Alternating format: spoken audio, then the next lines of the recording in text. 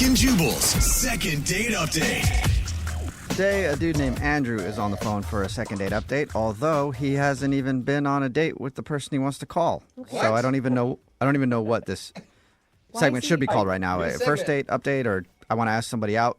Help me. I don't know. Andrew, what's up? How are you, man?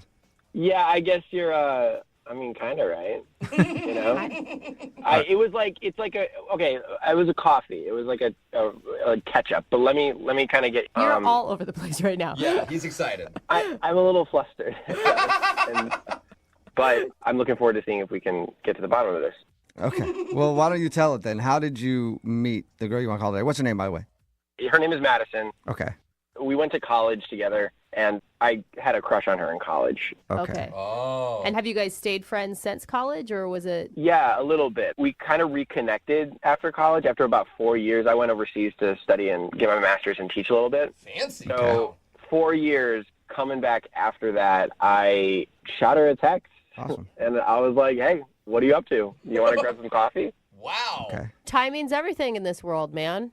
Just like super casually, and I know I probably should have been like, hey, I liked you, or whatever. I don't even know. I didn't set the precedent. I didn't say anything. Okay, so you guys, back in the day, you didn't have a romantic relationship. You guys were just... No, we were just friends. Okay, so when you texted her for coffee, she probably was just thinking just catching up with an old friend. Yeah, you've been gone for 4 years. I don't know what she was thinking. I mean, I was thinking like, hey, this person is really cute. I think maybe I could catch up with them. I don't know. I was kind of leaving it open. I think that's perfect, though. Like, there's no pressure on it, and you can still be friends if something doesn't work out. It's not a date, but, right. It has the potential to spark something. Did it? For me, it definitely did, but I don't know about for her. She's not calling me back. Okay. So did you guys meet up for coffee? You did have a... We did. Okay. She said yes, which is awesome. And we met up for coffee. We caught up, told us about like what we were doing. And then 15, 20 minutes into it, we started reminiscing about college. Yeah. Was there any awkward times? Because sometimes when you meet up with old friends, you're like, oh, this is why we kind of don't talk anymore. No, not at all. It was really smooth and really fun and just vibrant, vibrant conversation. Vibrant. Good, That's a good word. I know, yeah. It was good. It was really, really great. It was quick. It was maybe about 45 minutes. It wasn't like a date, But at the end of our, hangout date thing, I was like, I would love to hang out again, Oh, come on. That was your chance to say, I'd love to take you out to dinner. Then on a real then date. you know it's a date. Yeah. I know. I don't know. I chickened out again. Okay. So did she take that other offer to hang out as a date, or was she thinking just friends still? Do you know? I don't know. There was a pregnant pause, and I was like, that's her moment. Yeah. And so then what she said to me was so perplexing. She said, I don't know my schedule yet. Oh. That's bad. That's not ouch. a very good Most answer. adults know Yeah. their schedule. I don't know what that means. So, I really wanted to tell her, can you check your phone and look really quickly? So demanded right there. Check your schedule. Right If you don't know there. it, let me know right now. Pull up your calendar. Yeah. I mean, you have your phone. Well, okay, but on the other side, so it could be something where she's blowing you off, or it could be like, oh, let's schedule something right now. I got to figure out what my calendar is. Maybe that's what she meant.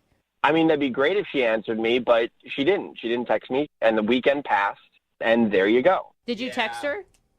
Yeah, I mean, I tried to text her, but she didn't text me back. So Okay. I don't know what's going on, guys. Okay, yeah, neither do we.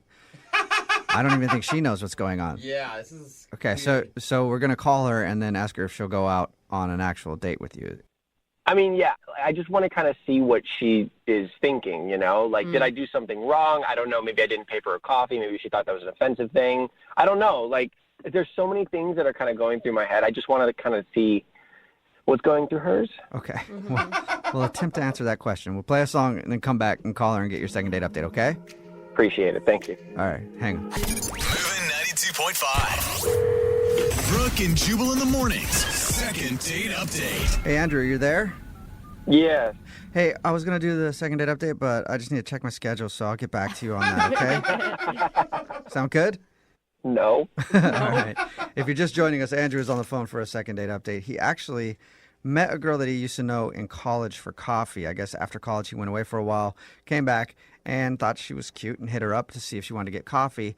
It wasn't posed as a date, though. It was just like two friends catching up. They had coffee, and at the end of it, he kind of asked her out again, and she said, let me check my schedule. And he's texted her a few times, but nothing in return. So he's wondering why she's not getting back to him at She all. must have a huge schedule. Yeah. All right, Andrew. I'm going to call her. Are you ready? All right, let's see what happens. Yep. I do want to know, though, Andrew, because I forgot to ask you, did she give you any indication that she may have romantic feelings for you, or is this a total shot in the dark? I don't know if she was giving me any signals or not. I mean, she's beautiful. I mean, I was kind of mesmerized. Well, that's definitely a signal. Beautiful means that she must like you. I know, but like, it was hard for me to like read her. Okay. You guys are friends. All right. Well, I'm going to call her right now and see if we can figure it out, okay? All right, cool. All right, here we go.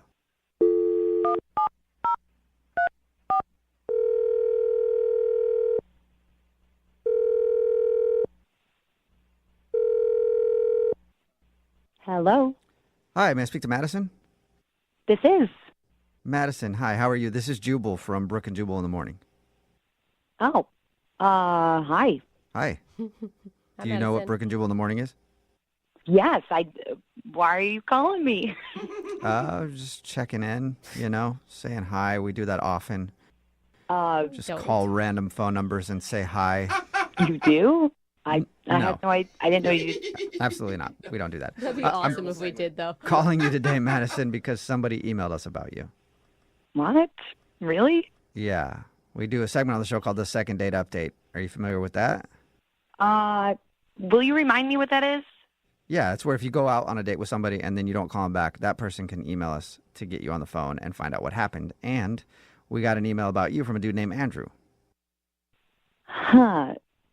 Yeah, Andrew, an old buddy from college. Andrew. You guys met up for coffee. Yeah, which it Yeah. doesn't even really qualify as a date because it was a friend's coffee thing.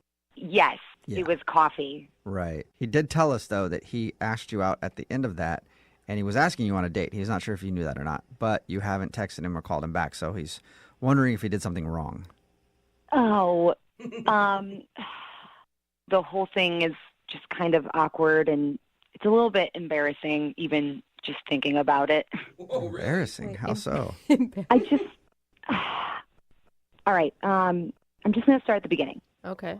So I got this text from a number I did not recognize, and it said, "Hey, this is Andrew from business school. You want to go get coffee?" And my brain went, Andrew, because this Andrew was very, very good looking. Oh. And the kind of good-looking guy with, like, all these tattoos and just, like, the beautiful hair and the big blue eyes. Yeah, that Andrew. So you actually had a crush on Andrew. Oh, Andrew was, yes. Okay, so if Andrew is so cute and you had a crush on him, why aren't you calling him back? This is where it gets very embarrassing. So I said, of course. Yeah. So I go to the coffee shop. I am there on time. I'm at the right one. At least I think I am, because I walk in. I don't see Andrew anywhere. So I'm checking my text messages to make sure that we just got the right place and the right time, and I'm there. Oh, my God. Are you nervous?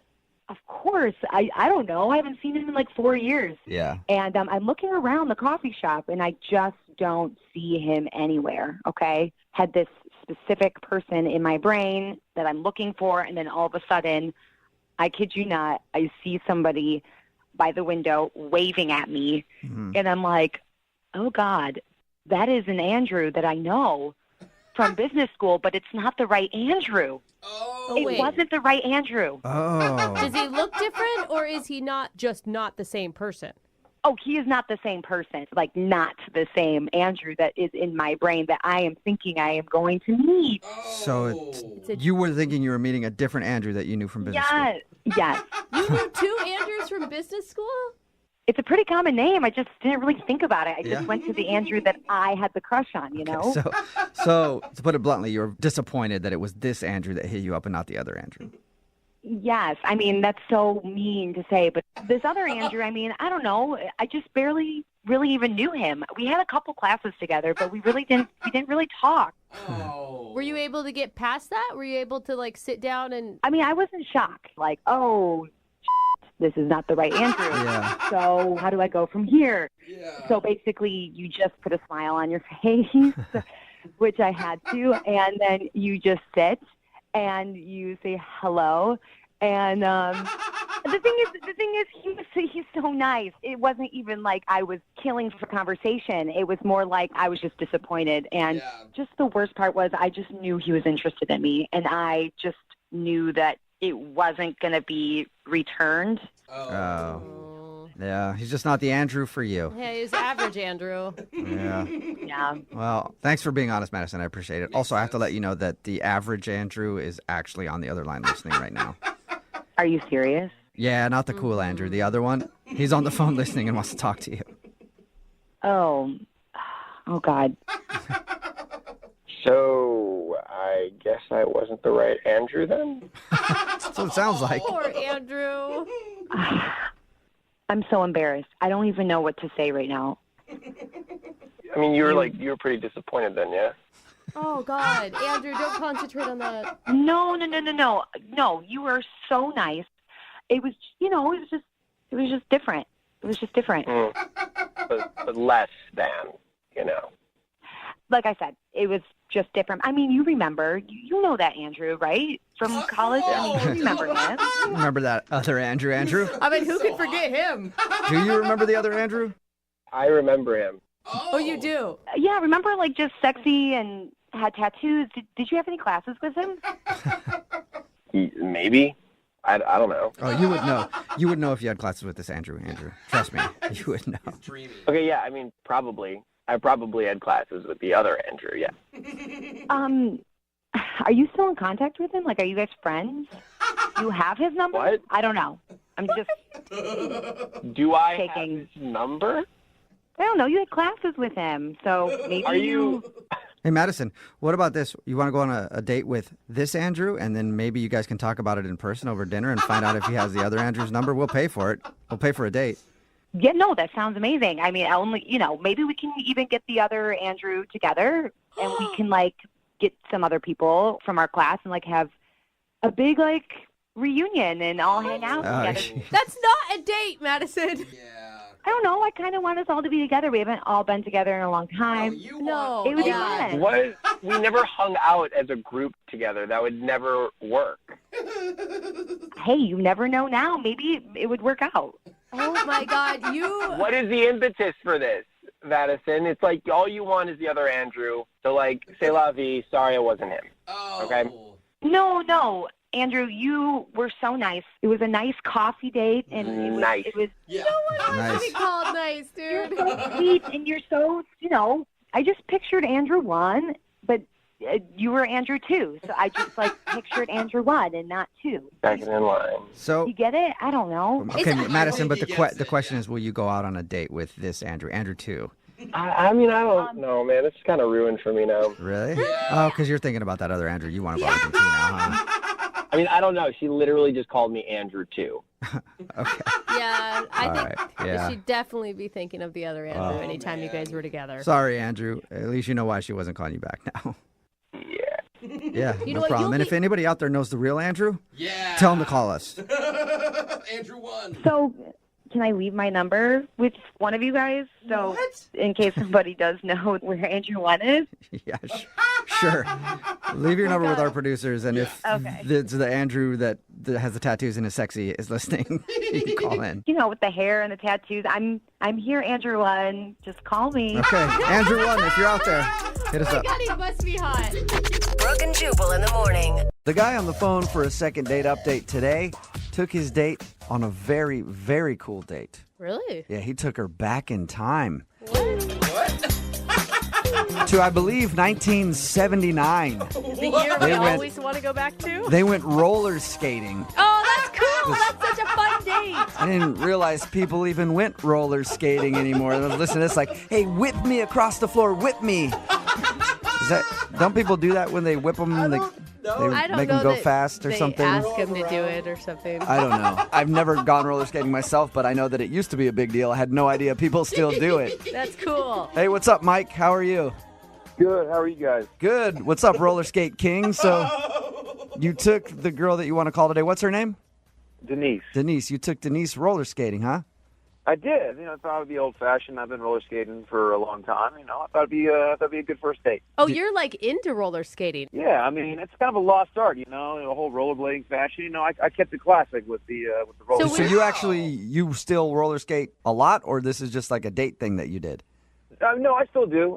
Thought it'd be kind of cool. A lot of people don't roller skate, and I thought it'd be a good idea. I think it's a great date idea, as long as you warned her beforehand and she didn't show up in like a cocktail dress. Well, I told her before. I told her to wear something comfortable and all that stuff. Where did you meet her? I met her at a coffee shop. Okay. I was waiting in line for my coffee, and I saw this really cute girl, and we started talking, and one thing led to another, so I wanted to take her out. And the next thing you knew, boom. Let's hold hands and spin in a circle. And then we're going to get on our knees like we're going down, and then get back up. Whoa, that was awesome. Did you feel the force when we were moving around in a circle? They don't always play disco songs, So they don't? Do they play current music now? They do. They do. Okay. So how did she like roller skating with you think?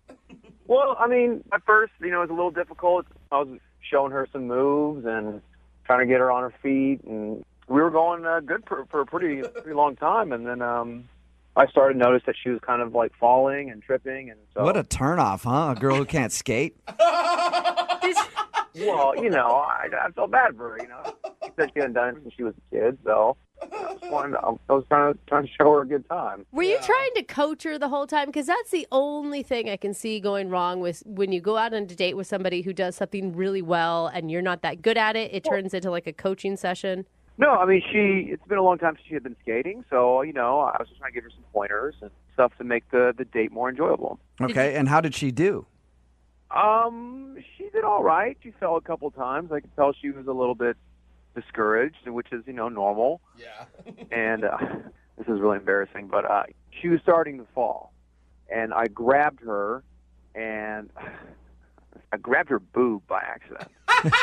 You know trying to catch a falling girl by her boob? Maybe I do support roller skating. No, I wasn't trying to like cop a feel. Yeah, right. Well, no, I'm serious. It was like she was falling, and I was trying to grab her, and I just so happened to grab a little piece of her boob. Did she notice? Did she say something to you about it? Well, I could tell she was kind of upset, and I apologized. I said, I didn't mean to do that. Did she believe you? I thought she believed me, but So she was able to recover and joke around about it after she initially was mad at you. Yeah, initially mad at me, but then, we sat there, we laughed, we had a good laugh about it, and I thought that'd be a good kind of segue into, grabbing a bite to eat. So we rolled over to the concession stand. Took her out for some hot dogs and some popcorn or something like that? That's the best they got at the concession stand. And then kind of out of nowhere, she had said that she had to go somewhere, which is kind of strange. She said something about her sister, and she was just being kind of vague about it. Do you feel like she was making up an excuse to get out of there? Well, yeah, and I felt really bad about what happened, and she left in a hurry, and I'm not exactly going to be, chasing her down the parking lot. Skating after her? Yeah. Skating after her car down the freeway? You're right, 'cause skating on concrete is pretty bad. So I started texting her, didn't hear from her. Has she answered you at all? No. Nothing. No, not at all. So the only thing that you can think of is that she's upset because she thinks that you groped her. Well, I didn't grope her. I was trying to help her up. But in her mind, you think that she might think you groped her. Yeah. Possibly. Okay, well, we'll play a song, come back, call her, and get your second date update, all right? Okay. Hang on. Moving 92.5. Brooke and Jubal in the mornings. Second date update. I personally don't understand why the guy on the phone for a second date update today, his name is Mike, isn't getting a call back because he got to second base on his first date. Oh, wait, he's probably not getting a call back because he wasn't supposed to get to second base on his first date. He accidentally grabbed his date's boob. Mike is on the phone with us. He wants us to call a girl named Denise. They went out roller skating. Apparently people still do that. And at one point she fell and he went to go grab her to pick her up and accidentally put his hand on her boob. She seemed upset about that. But they ended up laughing it off and everything seemed cool. And then when he was like, let's go get some snacks from the snack bar, she's like, I got to go. Made up an excuse and left. No hug, no kiss, nothing. And she hasn't talked to him since. So we're about to get her on the phone and find out if it was the boob grab that did him in. Mike, are you ready to make the phone call? Yes, I'm ready. Is there anything else that you can think of that could have possibly gone wrong other than that? I can't think of anything else. All right. I'm going to dial the phone number right now, okay? Okay.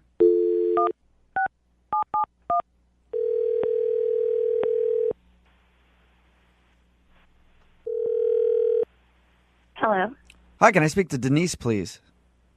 Yes, this is her. Hi, Denise. This is Jubal from Brooke and Jubal in the Morning. How are you? Fine. What is this? I'm calling you from a radio show. It's called Brooke and Jubal in the Morning. And the reason I'm calling you is that one of our listeners sent us an email about you. About me? Mm-hmm. And you're a radio show? Yes. You recently went out on a date with one of our listeners, and we do a segment on our show called the Second Date Update. It's where if you go out with somebody and then end up blowing them off after the date, they email us to see if we can get you on the phone and ask if something happened. Okay. So you recently went out on a date with a guy named Mike, and Mike really wants to see you again, but you haven't been returning any of his phone calls or texts. So he asked me to see if we could get you on the phone. That's kind of weird. I agree. So Mike told us a little bit about your date, said that he took you roller skating. Okay. I just want to make sure we're talking about the same Mike here. Yeah, He thinks that you guys had a great time roller skating. Is that not true? I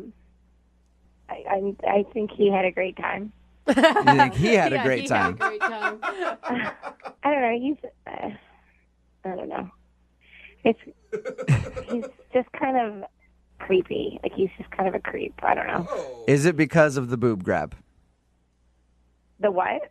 Well, he told us at one point you were kind of falling down and he went to go pick you up and accidentally grabbed your bazoom. Yeah, I can't believe he told you that. But yeah. No, I mean, that was an accident. It's just the whole thing was just, he's just kind of creepy. Like, he's like a skater creep. Like a What is skater creep? What is that? Yeah, I've never heard of a I don't skater even know creep what before. it is.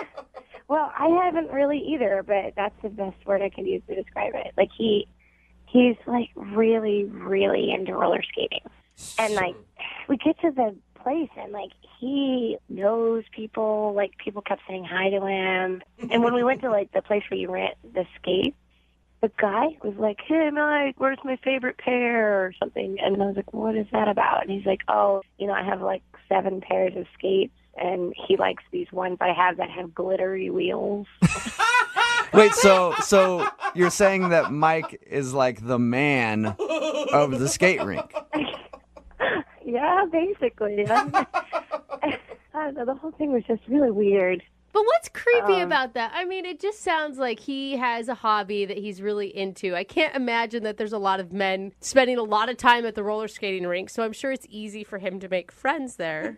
You just said it right there. There's not a lot of men spending that much time at the skating rink. I'm just saying. Yeah. Don't hate the guy because he has a hobby and he wants to share it with you.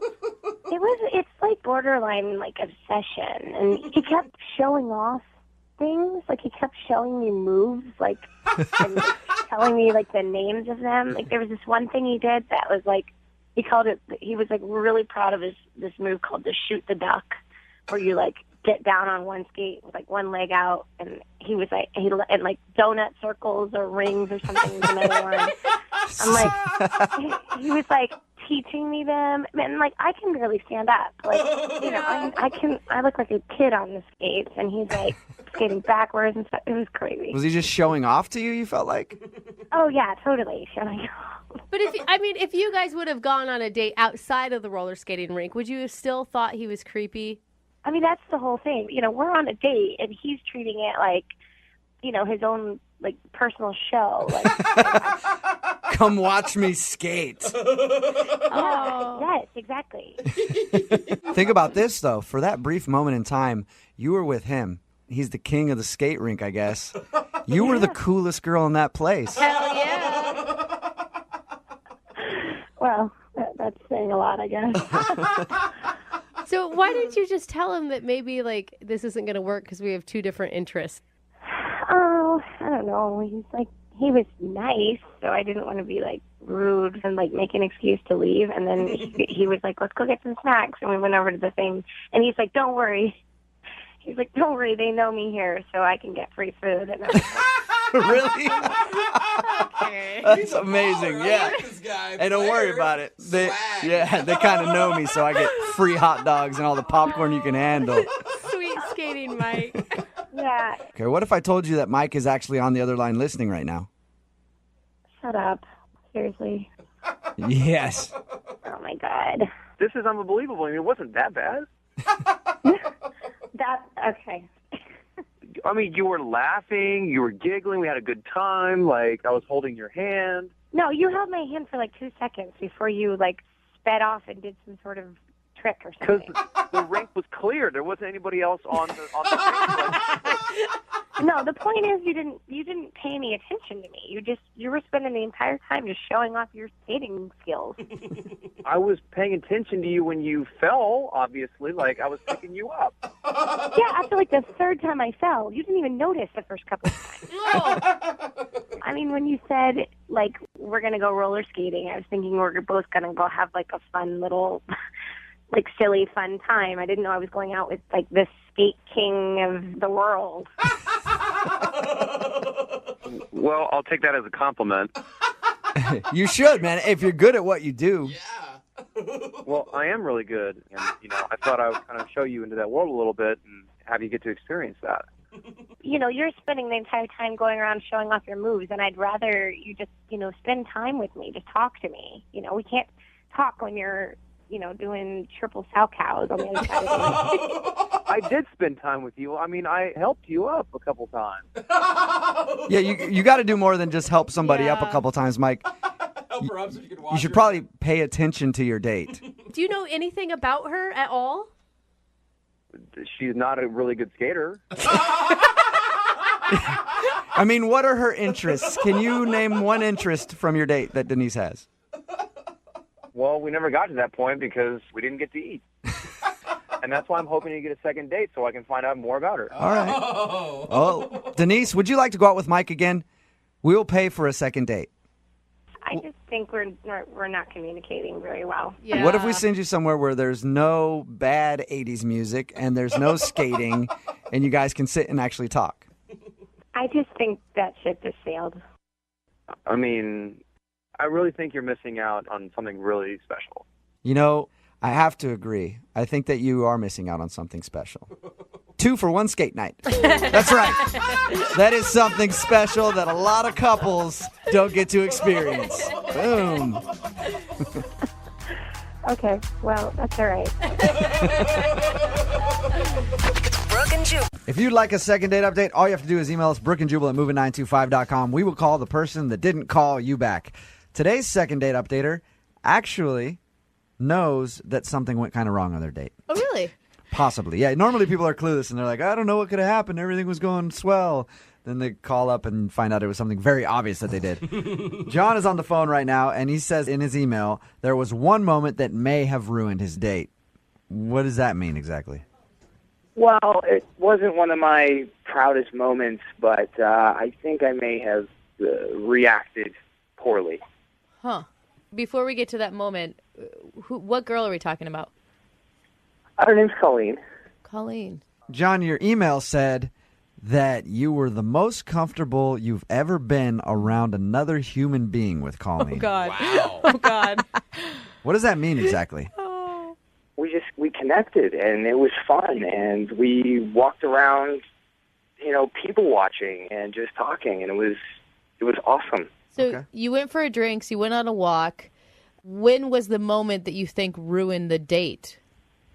So we were just sitting on a bench, just, kind of watching people go by and just chatting, and, the moment felt right for me to kind of lean in and make the move on the first kiss. And as I was leaning in and kind of assessing the situation, I looked down at my leg, and there was a huge spider on my leg. Oh. All right. So did you freak out? I may have screamed a little bit, like, kind of like a high-pitched Homer Simpson type scream. Or Can you give us a scream right now, John? Reenact it. We just need to really understand what happened here. I don't want to do it, like, worse than it was. I hope it wasn't as bad as, something like that. So you jumped when you were about to go in for the kiss. Did you, like, call yourself out for it or anything? Because that's what I would have done. Yeah, I mean, I was sorry about that. That was a gigantic spider, and I just, blew our first kiss, and I feel like a dork. And, That's kind of cute, though. And she was kind of like, okay, that's fine. But then it seemed like her mood kind of changed, and maybe I shouldn't have said that I was going to kiss her. Maybe it just could have played it off better. I don't know. Before the spider incident happened, did you feel like she was into the kiss, she was going to kiss you back? I mean, I felt like I was like, this is going to be, like, I was having thoughts and emotions I never had before. Like, I could picture myself, 20 years from now with this woman. Whoa. Wow. All right. Whoa. Strong. That's intense. John, did you reveal any of that to her? No. That's, Okay. I think that would probably be bizarre and kind of, that would be scary. Yeah, I'm glad you didn't do that. That'd be worse than a spider, for sure. But you didn't ask her permission to kiss her or let her know that you were going to do that? No. I wasn't like, hey, get ready. Here comes a big kiss. No, I think How did I like when guys ask permission too. to kiss. I You think do? that's Like when a guy chivalrous. says, "Can I kiss you?" I love it. Like that. Even just the thought of it makes my heart flutter. I like it when we're drunk in a bar and then we do it and forget about it the next day. So what happened at the end of the date? I mean, it just didn't have the intensity that it had prior to, my incident with the spider. And I couldn't tell if it was me feeling awkward or if she had changed or whatever, but we just kind of hugged and, gave like a not very passionate kind of peck on the lips goodbye kiss. And then it was just like, okay, I'll see you later. How many times did you say you've texted her since you've seen her? Maybe 3 times, 4 times. That's not bad. And what did the text say? Did they just say, "Hey"? Well, the first time I was just like the following day, like, hey, I had a great time last night. Okay. Great to meet you. Let's do it again. Okay. Soon. I just wanted to make sure, Something like, like no love of my life Nothing slipped out creepy, anywhere. No, I didn't write anything. Yeah. Okay, John. Will you marry me? Or Yeah, don't do that. Don't do that. All right, John, hang out for about 3.5 minutes. We're going to play a song, come back, call her, and get your second date update, okay? Okay, cool. All right, just hang on. Moving 92.5. Brooke and Jubal in the mornings. Second date update. In case you're just joining us, we're in the middle of a second date update with John, who took a girl out named Colleen. They just kind of walked around the city and had fun, people watching, talked for hours. Really, the only thing bad that John could think happened on their date was he went to go kiss her, but looked down and saw a spider on his leg and jumped and kind of ruined the moment. And then from after that, it got kind of awkward. Right, John? As far as I can tell, that's the only thing that I can think of that went kind of like off the plan, I guess. And you said, as you were leaning in to kiss this girl, you could see her in the next 20 years of your life. Well, all right, I kind of realized saying that on the radio and that if she hears that, that might sound a little bit too intense. But I mean, it was just that I had those feelings for her. You know what I mean? I felt like I could see something is there. John, are you one of those guys that falls in love easy? I wouldn't say that. say that. I So mean, she's special then? Of course, yeah. I mean, I'm always optimistic, I guess. Maybe that's what I was thinking is like, each person I meet, I would try to approach with like a clean slate, I guess. All right, I'm going to get her on the phone now, see if we can get the answer out of her, and you can jump in whenever you want, okay? Okay, cool. All right, hold on. Maybe he's underplaying his reaction. Peed his pants.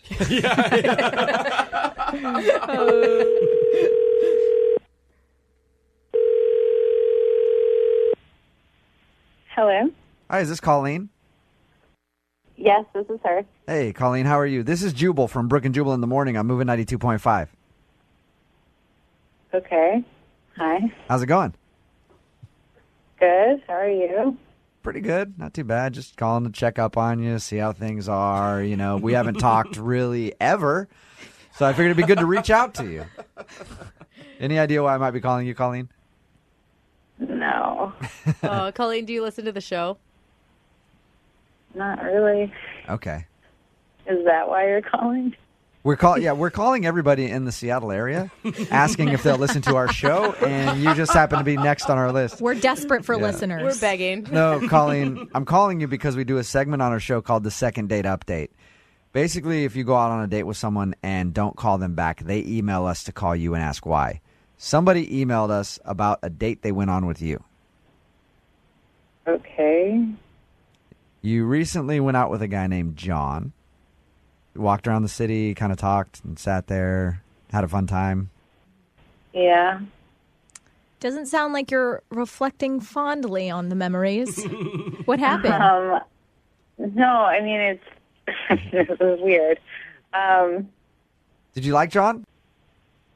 I mean, I guess. Huh. He said there was a moment that he went to go kiss you, and then there was a spider on his leg, and he kind of jumped and made a weird squealing noise. Did that ruin it for you? No, it has nothing to do with that. Okay. I knew it wasn't going to be the spider. What is it, Colleen? Tell us. There's just like this thing about him that puts me off, and I mean, it's embarrassing. I don't know if I should really talk about it. Is it embarrassing for him or is it embarrassing for you? For him. Okay. With that being said, he's the one that emailed us. He wants the answer. So if it's embarrassing for him, he's willing to hear whatever it is. And maybe he needs to know. He needs to be aware of it so maybe he can fix it somehow. Okay. Well, my girlfriends and I would call him a tater tosser. Tater tosser? What does that mean? There are all kinds of weird things going on in my head right now. What the heck? What's a tater tosser? He, was always adjusting himself. That is the best nickname I ever. like that. I'm totally stealing it. A tater tosser. Was he really Yeah. constantly adjusting himself in the middle of your day? Oh, man. Constantly. Every time we got up or sat down, it was just to the right, to the left, to the right again. To the left. Oh, you got it. Come on. That is ridiculous. Colleen, I should probably tell you that John is on the phone with us right now. John? Oh, my God. I mean, that's something that actually is discussed amongst your girlfriends, and that Oh, yeah. I don't even know where that would come from. Are you serious that you're not aware of it? I have no idea what you're talking about. That doesn't even make any sense. If I go to sit down, I'm going to sit down. If I'm going to stand up, I'm going to stand up. I'm just concerned with my own personal comfort whenever if I have to adjust. I mean, it's 5 minutes. I know tons of men that don't have to touch themselves every 3 seconds.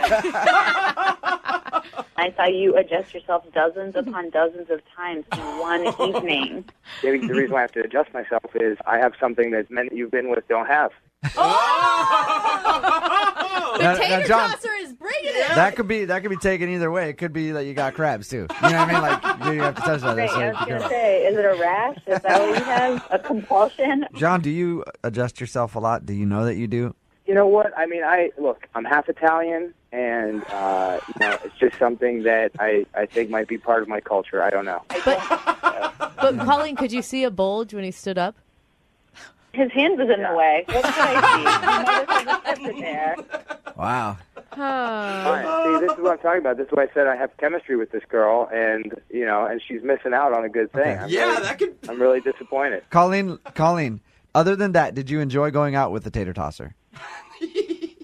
I mean, he was nice and he was funny, but after a certain point, I mean, it was literally so distracting that I was just embarrassed, and I also didn't know, is this an invitation? Is this the subconscious, get in here? That's what it was. Absolutely it was. Are you kidding me? Absolutely. He's a man, so there's no subtle invitation needed. Colleen, have you looked in a mirror recently? I mean, come on. I mean, I felt like I was the luckiest guy on the face of the earth. Yeah, see? You guys are really awing to that? He's said that she's hot, so he's fondling himself on the date, and both of you girls go, oh, that is the sweetest thing ever. Give me a break. The line between creepy and romantic is very thin. We will send you guys out on a second date if you'd like to go out again. Colleen, would you like to go out with John again if we tell him to cool it on the tater tossing? God, I don't know. We'll pay for it. Come on, Italian stallion, come on. Hey, John, I'm going to give you 20 seconds to state your case here.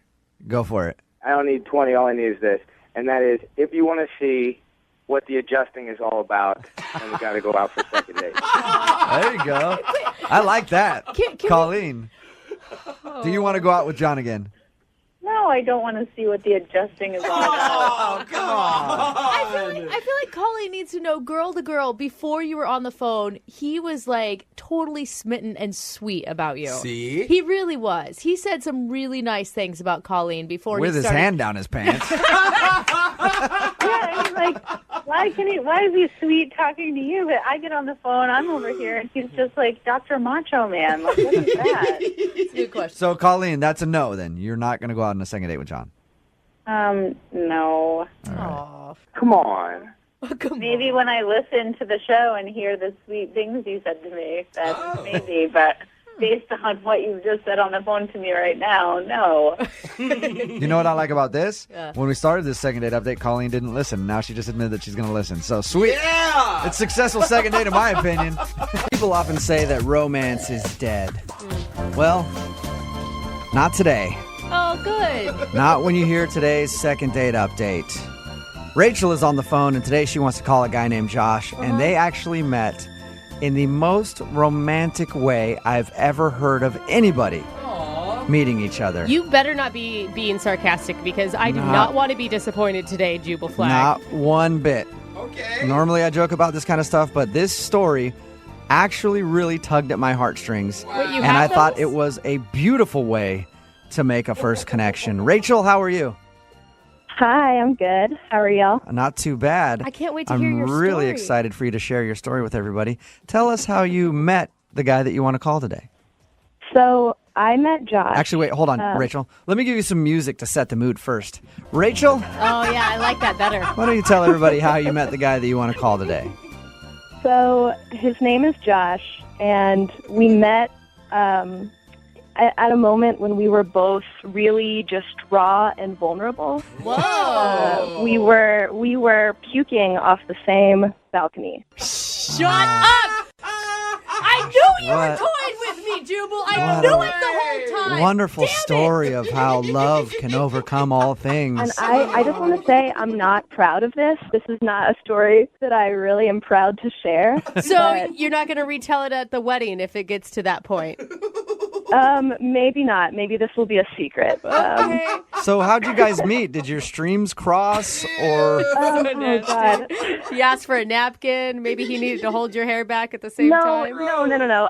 Okay, listen. I'm normally a lightweight, and I really wouldn't get this drunk at a party, but it was my roommate's birthday, so, like, what are you going to do? And I felt like I was, like, feeling really queasy, you know, like it wasn't about to happen, but I really felt in my heart that it was going to happen soon. See, you felt it in your heart. That love was about to come from your stomach and out of your mouth. Would you like rushed over to a man to meet him real quick before you started vomiting? No, come on. I went to the bathroom. I tried to get in the bathroom, but somebody was in there. Uh-huh. So it was just like the only thing that I could think to do was to run outside. And I leaned over this balcony and I like just puked my guts out.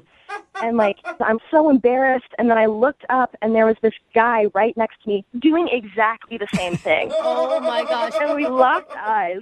And it was so romantic. Shut up. No, it was pretty gross. Did you like immediately strike up a conversation like, hey, what are you doing out here too? Actually, it was kind of sweet. We like started laughing at each other. Yeah. And it was just sort of this moment of like, well, here we are. Yeah, I mean, you've seen each other at probably your worst already. Oh my God. It's all uphill from that point, I would think. Exactly. You're just praying that one of you has some gum on them? I mean, we didn't kiss that night. Okay. Needless to say. Did he ask for your number or something at that point? So the thing is, like, it was like kind of a funny situation. We started laughing at each other, kind of. And he asked for my number, and I was like, you know, what the heck? And I gave it to him, and all of a sudden we had plans to like, go get dinner and see a movie. And oh my God. So you actually went on a real date. I was thinking that your date was just the balcony moment. No. Real actual plans. Okay, and Awesome. did your other plans involve vom too, or did you guys have a vom-free No. date? We talked about it and we decided one drink each at the dinner. No matter what. You're capping each other. That's kind of cute, though. So how was dinner? Well, okay, so it actually ended up not even happening. What? Oh, no. No. Yeah, got there, started getting all of these texts from my roommate that my cat had been missing. And so I'm like freaking out, pretty much immediately had to leave right when my food got there. Oh, that sucks. No. Yeah, but he was super nice, drove me back home, and I felt like such a jerk because I didn't even say goodbye. I like ran out of the car, went inside. Yeah, I know, but I love my cat. Did you find your cat? Yeah, it turned out he was in the closet, so it was like a huge to-do for absolutely nothing. Oh, I'd be pissed. Man, roommate Did with the you block. text this guy or call him and let him know what happened? Yeah, like I tried to call him and apologize for like running off. You know, it's not my fault that my cat got lost, but I can't get a hold of him. It's been like 4 days. I don't know what's up, and I really just I want to explain myself. Okay. Right. Well, we'll play a song, come back, call him, and get your second date update, okay? That sounds great. I mean, he just seemed like a really cool guy. I don't really want this opportunity to pass me by. All right, we'll do it right after this. Hang on. Moving 92.5. Brooke and Jubal in the mornings. Second date update. Hey, Rachel, I really don't know why you're not getting a call back. Your dating experience had all of the key elements that it takes to be successful in love. You had projectile vomiting, and you had missing cats. And that's really all you need to win at this crazy little game that we called love. It does sound like a Taylor Swift song. If you missed the first part of the second date update, Rachel is on the phone. She wants to call a dude named Josh. They met at a house party when both of them were vomiting on a balcony. They struck up a conversation after and agreed to go out on a date. They didn't really finish the date, though, because when they met up for dinner, at the beginning of it, she started getting text messages from her roommate saying that her cat was lost. So she stopped the date. He drove her home. She ran out of the car, and she hasn't heard from him since. So we're about to call him and find out what could have possibly gone wrong in that whole thing. What detective work. And it seems like if a guy's cool with the vomit part, you think he'd be cool with the freak out on the cat issue. Right? Yeah. So, I mean, I don't think you could have done anything worse than what you started with. That's why this whole thing just doesn't make any sense to me. I really appreciate you guys calling him for me. No problem. All right, I'm going to dial his phone number right now. Here we go.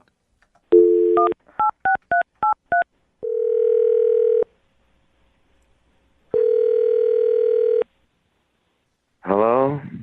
Oh my gosh. Hi, I was looking for Josh. Yeah, I'm Josh. Hey, Josh, how you doing? I'm fine. Who's this? This is Jubal from Brooke and Jubal in the Morning. It's a radio show.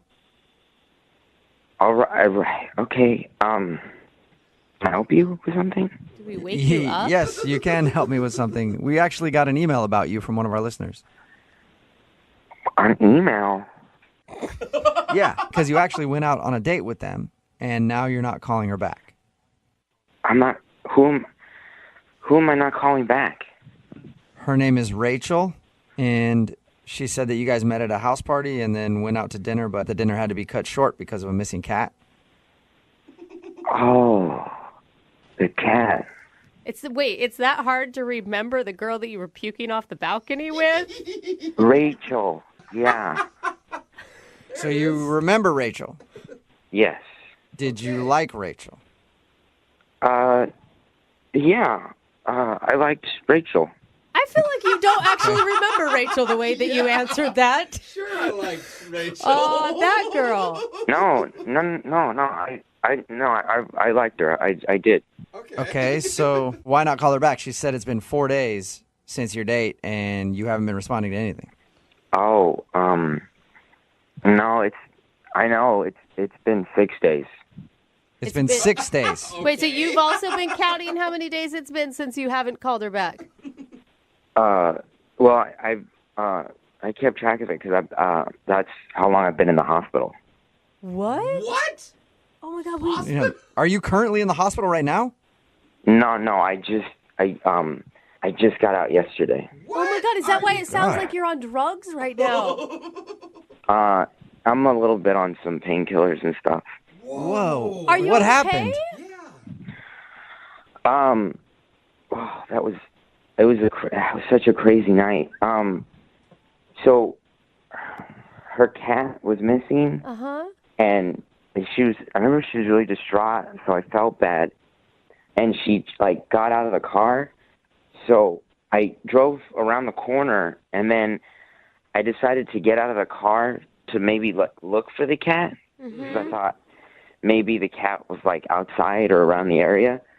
So I was looking for her cat, and it was really dark, and I couldn't really see that well, and then a car came and hit me. What? You got hit by a car? Oh my god. Yeah, I got like a broken arm, and I got a couple of broken ribs. Oh my god, you're lucky that that's it. Dude. Yeah, I've been in the hospital because that happened. So you were going to call her back, but obviously you've had other things going on right now. Yeah, it's just been nuts dealing with all this stuff. Does she know that? So glad you're okay. Yeah, we talked to her. It sounds like she doesn't have any idea that you got hit by a car looking for a cat. I don't know. I've been in the hospital. I don't know what she knows. God, I would feel so bad if feel I so was bad. Rachel. Yeah. I was, would blame myself forever. Very nice of you to try to find her cat, though. I didn't find the cat. No, you didn't. No, he found a car instead. You definitely found a car. Hey, Josh. I hate to throw you under the bus again, but Rachel is actually on the other line listening to this conversation and wants to talk to you. What? Yeah. Rachel's here? Hi. Oh my God. Hi. I'm so glad you're okay. Oh my gosh. Josh, are you there? I feel like it's too many pain meds to comprehend. Yeah. No, I'm here. I'm here. But what? So what's happening? Oh, poor Josh. You're so sweet. I thought that you weren't calling me back because I screwed up our date. I thought that you were mad at me. She's trying to laugh it off. No, I was in the hospital. Yeah, I know.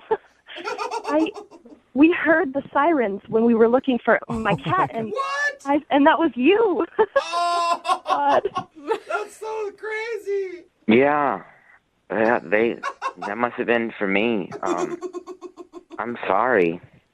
No, please don't apologize. Oh my God. Yeah, what are you apologizing for, Josh? I hope the noise didn't inconvenience you. I'm sorry, I got hit by a car and there happened to be sirens. Oh, I feel so guilty, Josh. I'm sorry. Oh man. No, it's fine. I wanted to help you find your cat because you seemed really upset, and I just wanted to help you. How is this turning weirdly romantic? Thank you. That's really sweet. So, Rachel. Yeah. Your cat. Did you find it? Yes. Don't worry about him, please. That's good. Where was it? Oh my God, Josh, you're gonna hate this. He was in my closet. Oh, Safe and sound. I'm so sorry. He was in your closet? Oh, Josh. Yeah, Josh, you got hit by a car trying to find her cat, and the whole time it was hiding in her closet. Oh my God. Oh my God, you guys. Man. I'm sorry. That to is laugh. so sad. Such bad Oh, timing. Josh, but you're trying to do such a nice thing. Oh man. Maybe on our second date, I can pay just like even the score. Actually, Rachel, here, I'll ask a question for you. Hey, Josh, would you like to go out on another date with Rachel? We will pay for it. So, you're serious? The cat was in the closet the whole time? Yes. Oh my God, I don't blame I know, you. Josh. It would be tough to hear, too, if I were in your shoes. Dude, that's all he's going to be thinking about. But would you like another date with Rachel? She'd love to see you again. I'm just I'm on a lot of medication. Yeah. And I don't know when I can go out again. Okay. Oh my gosh, Rachel. I can come and visit you, and I'll bring you dinner because I think it's the least I can do, honestly. Yeah, that's close to paying for his Yeah. medical bills. How about it, Josh? Will you let Rachel come over and bring you dinner and you guys can have another date? Safer. That'd be nice. All right. Well, congratulations, Josh and Rachel. You guys got another date. All it took was Josh being hit by a car. Couple broken bones. Yeah. Thank you guys so much for getting in touch with him. I completely misread all of this. Yeah. I never would have known. And you know what? I think we all learned something here because, Rachel, I started this off by saying, since you two met puking and then you had the missing cat, I said that was the recipe for true love. I think we found what the recipe is. The recipe for true love is projectile vomiting together, a missing cat, and then getting hit by a car. Wow. And that's what true love is. That's all you need in order to have a healthy relationship. Congratulations, Rachel. Thank you. Thank you. And Josh, rest up, man, okay? Yeah, I just in the closet the whole time. Yeah. Brooke and Jubal in the morning. Just got a text in at 78592 says, if those two go out again, somebody's going to die. Stop them. It's Brooke and Jubal in the morning. If you missed today's second date update, this girl, Rachel, wanted to call a guy named Josh. They met at a party because both of them were puking on the balcony together. Kind of an awkward way to meet. Then they went out, and in the middle of their date, like right as it started, her roommate texted her and said, your cat's gone missing. So she had to end the date to go home and look for her cat. And then she hadn't heard from Josh after that at all. It turns out that Josh dropped her off and saw that she was concerned about the cat, so he pulled around the block and went to go help look for the cat. Be a nice He guy. probably want to be a nice guy and not be creepy and be like, I'll help you, I'll stay with you, I'll help you. Because they just met each other. And he ended up getting hit by a car.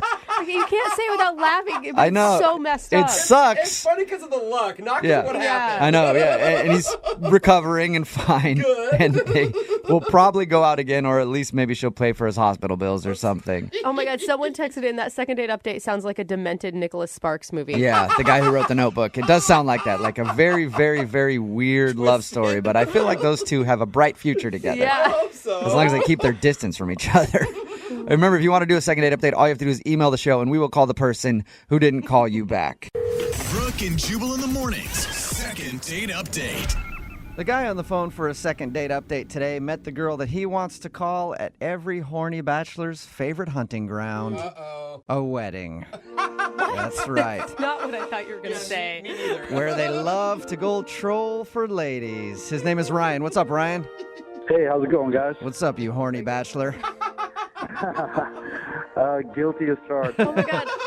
I love how all your dudes are on the same page on this one, and I'm just learning this. Yeah, I mean, everybody knows that the best place to meet a girl is definitely at a wedding. Yeah. So tell us about the girl that you want to call today, and when did you pounce during the wedding? Well, her name is Rose. We were both in the party, so she was one of the bridesmaids. I was a groomsman. She caught my eye, so, we walked down the aisle together, so we had a lot of time to chit-chat. Oh, was she actually the person that you were paired up with? It was, yeah, so we were arm in arm. We man. had to stand there waiting and all that. That's Good like for you. destiny. Yeah. Wow. I mean, the reason why is because we were the only two single people, so they put us together. Oh. So that it makes was- sense. It was less fate and them Yeah. being like, well, you two losers don't have anybody. You can walk down the aisle together. Yeah, so we had a few drinks at the reception. Everybody was getting loose. Everybody was dancing.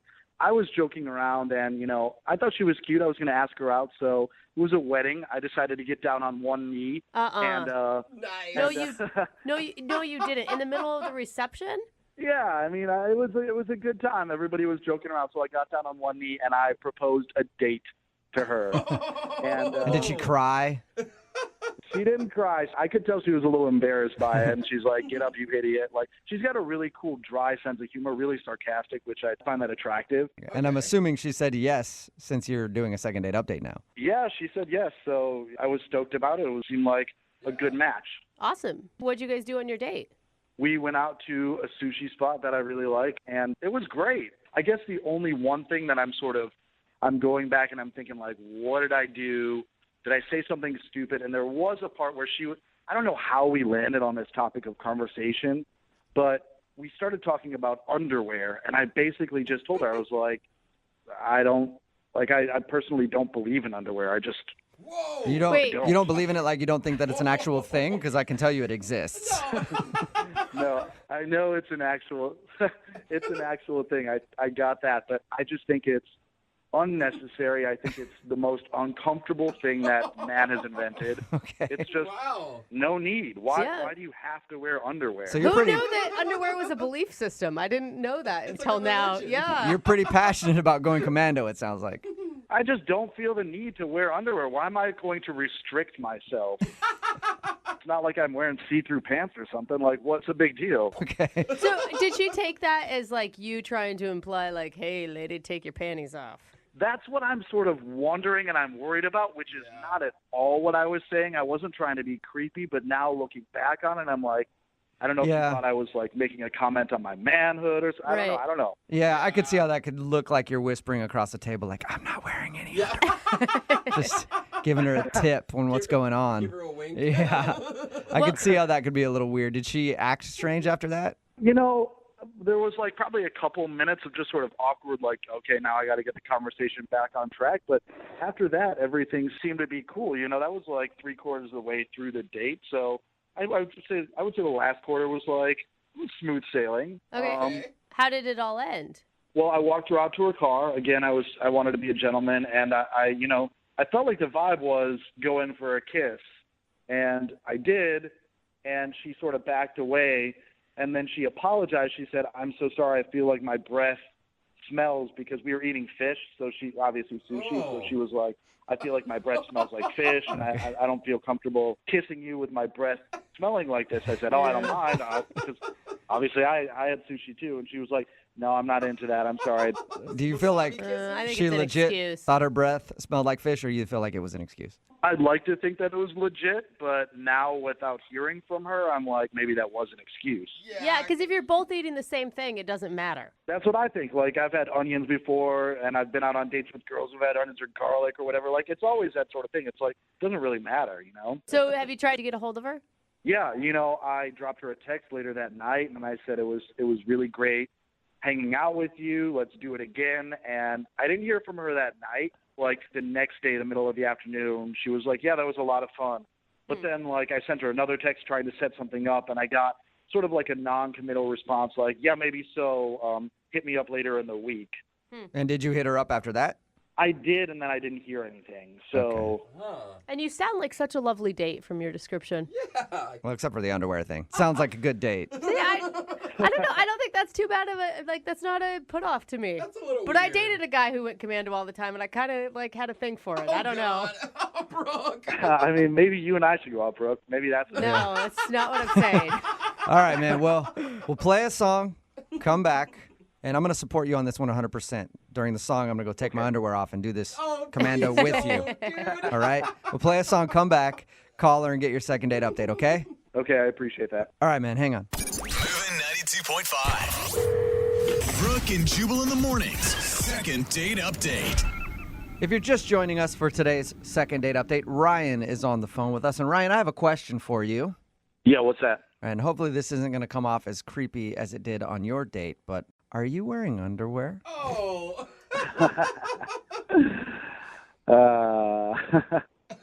He finally I'm got uncomfortable waiting about for it. the answer, Yeah. Ryan. I mean, I told you who I am. You know who I am. You know the I think the answer is no.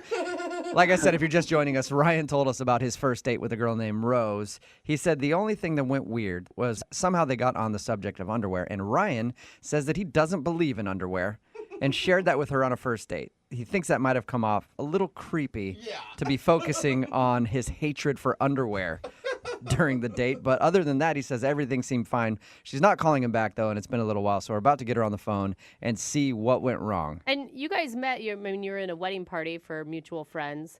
Did you find out from the newlyweds if, she had said anything to them about how your guys' date went? I mean, I asked, but they said no, she hasn't mentioned anything. So I don't know. I'm just trying to figure out. It's just confusing because she seemed to have a good time. I had a good time. So All right, I'm going to call her right now, okay? Cool. Here we go.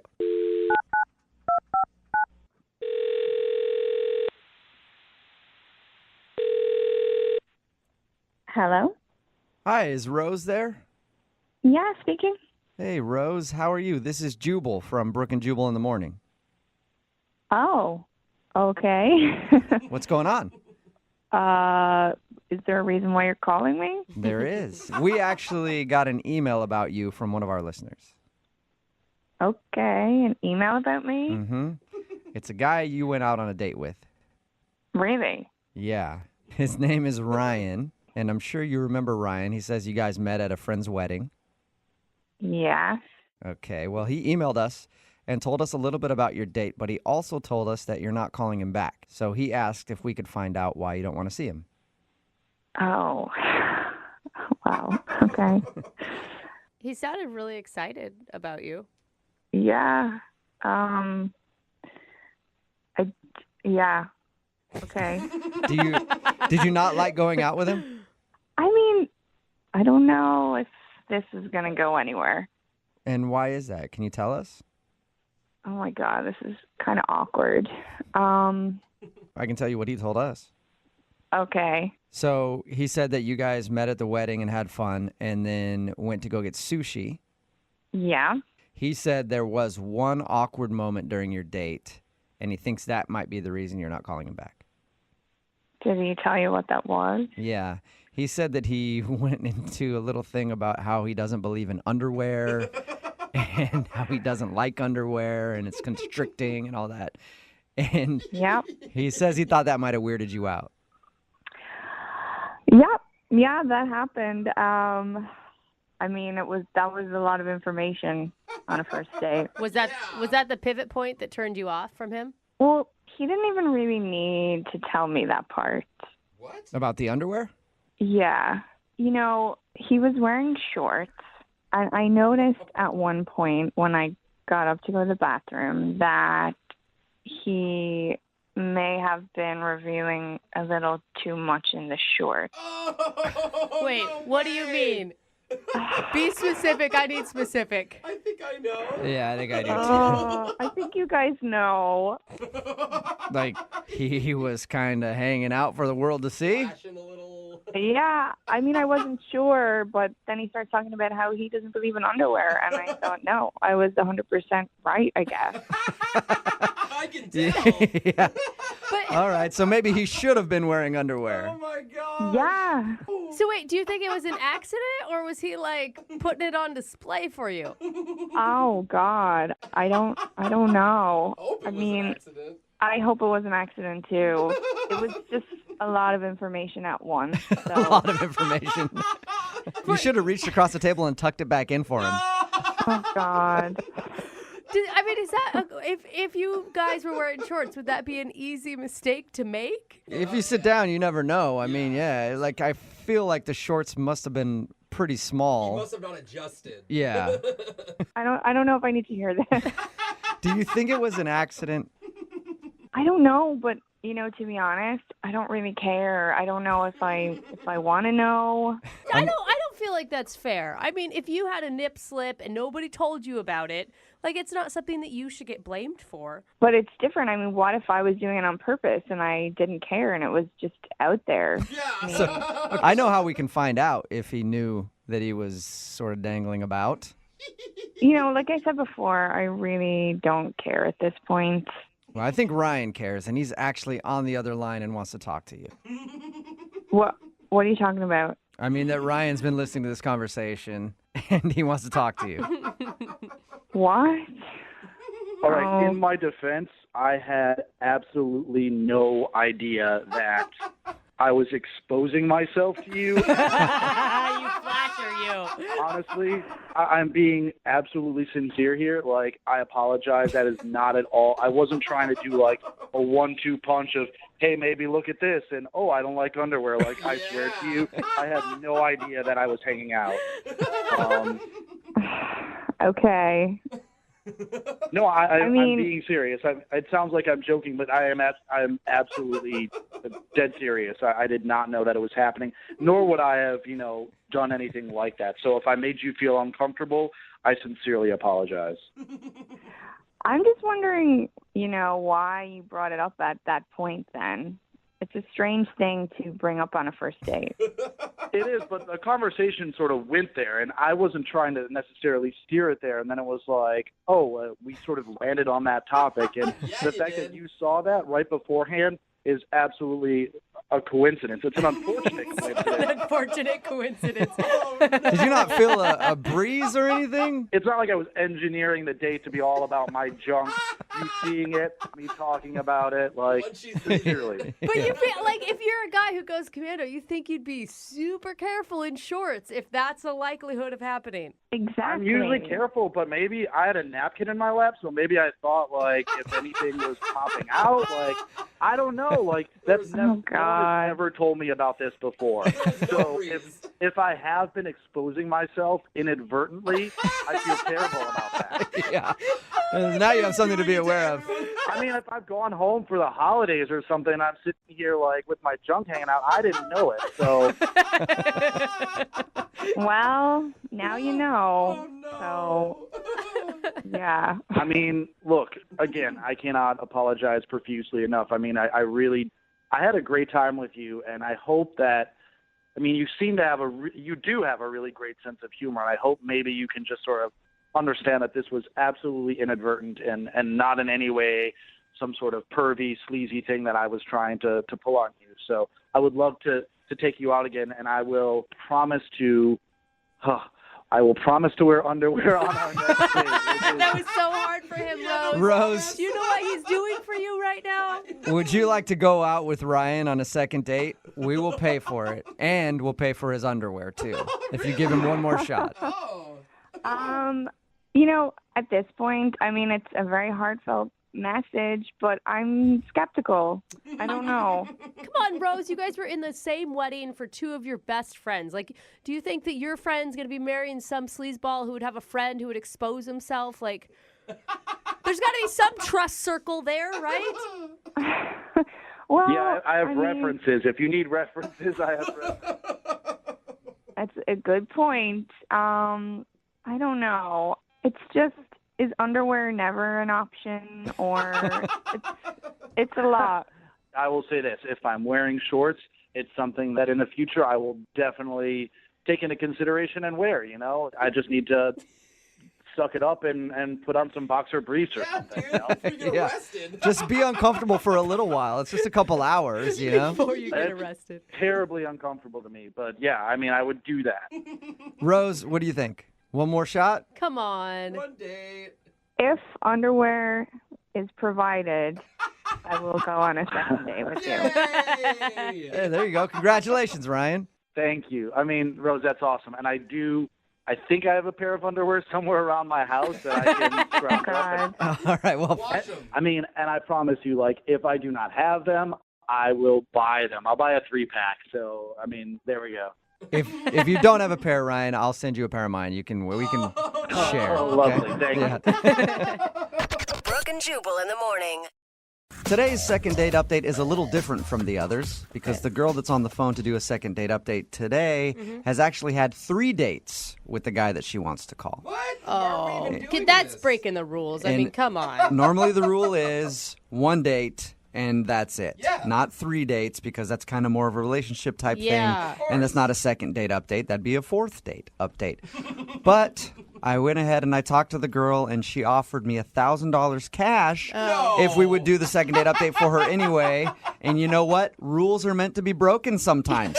So, Kate, you will have my PayPal request in just a little while, okay? Yes, I'll get it right All out right. to you. You didn't know this second date update was going to cost you $1,000, did you, Kate? Well, I didn't, but I mean, I hope it's worth it. I swear, when you hear the story, you're going to understand why. Okay, so your email said that you've been out on 3 dates with this guy, and now he's just stopped calling you. Tell us a little bit about him. Okay, so his name is Andrew. Uh-huh. It sounds really cheesy, but we were doing like a volunteer charity event, and we met there, and we were working together, so we just had a lot of time, to like hang out and talk and stuff. And, we had a connection, and he asked me out on a date, and since then, it's just kind of been like a whirlwind. You know what I mean? Like you're super into him and you see this going into like relationship status? Yeah, I mean, obviously not like right now at this moment because I'm calling you for a reason. But no, it was definitely like, I felt like it was headed in that direction, yeah. What did you guys do for your date? Dates, plural. So my first date, it was actually really romantic. We went on one of those dinner cruises, which I probably would have hated if it was someone that I turned out not to be attracted to. But we had so much fun, you know. Like if I needed to be trapped on a boat with anyone, that would be the person that I would want to be trapped on a boat. That's actually a good idea for guys to take girls on a dinner cruise date for the first date because there's nowhere to go. Yeah. But I didn't even think about that. It does say that he was like really into you, because if a guy is going to devote that much time and energy into a first date, he's obviously wanting to impress you. Yeah. Screw time and energy, just cash. That's not a cheap date at all. Okay, so you went on a dinner cruise. That's cool. What'd you do for your other dates? Yeah.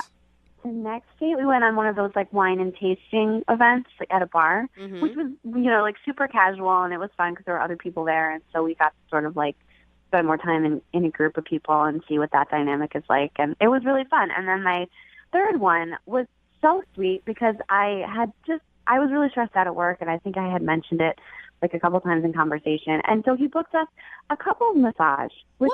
That's like relationship status stuff. Yeah. So we definitely like took our relationship to the next level after that, and I'm, you know, like starting to feel emotionally connected to him and putting in, you know, feelings and effort and time. And since then, it has been complete radio silence. That's weird. That is totally weird. To put that much effort into all those dates. I know. And by effort, you still mean money, don't you?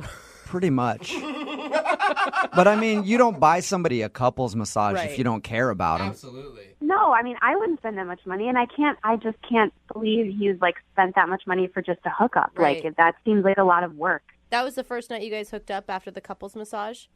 Yeah. So he stopped calling you after the first night that you hooked up.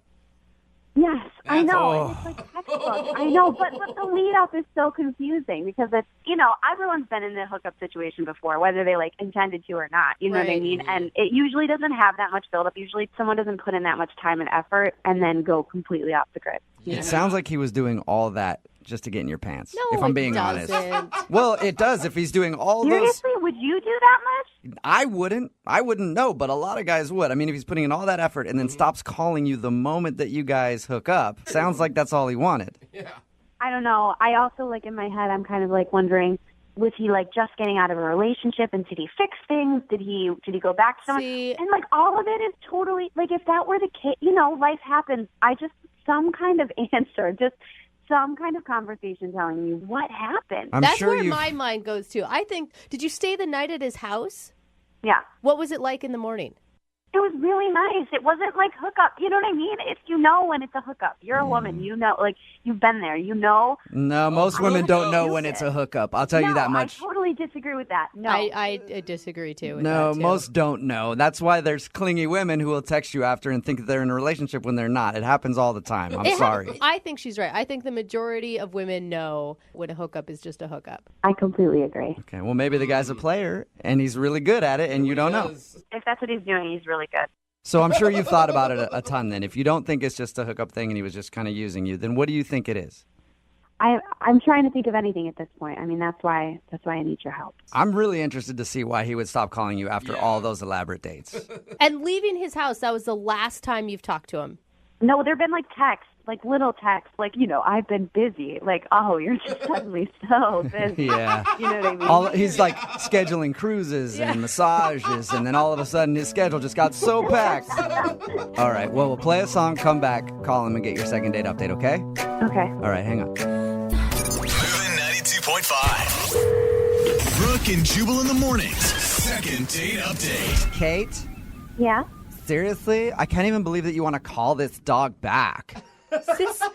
Like, seriously, girl, you need to move on to greener pastures, okay? Because he totally used you, and now he's not calling you back, and I wouldn't even give him the time of day. You should not be doing a second date update. You need to move the along, all right? Snap out of it, girlfriend. Let's you and I go get some Cosmos and talk about this. In your mind, this is how female conversations go, isn't it? That was my conversation with Kate about moving on. Kate, are you about ready to call Andrew for your second date update? Well, after that, I'm feeling really inspired. Yeah, I bet. Empowered even, I'm sure. The reason that I said that is Kate actually wants to call a guy that she has gone out on 3 dates with. They've all been pretty elaborate. The last one was a couples massage. There was like a dinner cruise and stuff in there. Anyway, After they hooked up, after the third date, he stopped calling her. Hasn't responded to anything. So my first thought is that he just used her and just wanted to hook up with her, and now he's not calling her at all. That's why he's a dog, girl. Kate, what if that is the reason? Are you just going to let him have it? I'm going to be really pissed. Yeah. I'm going to dial his phone number right now and see if we can get him on the phone, okay? Yeah. Okay, I'm dialing the phone number. Oh, my God.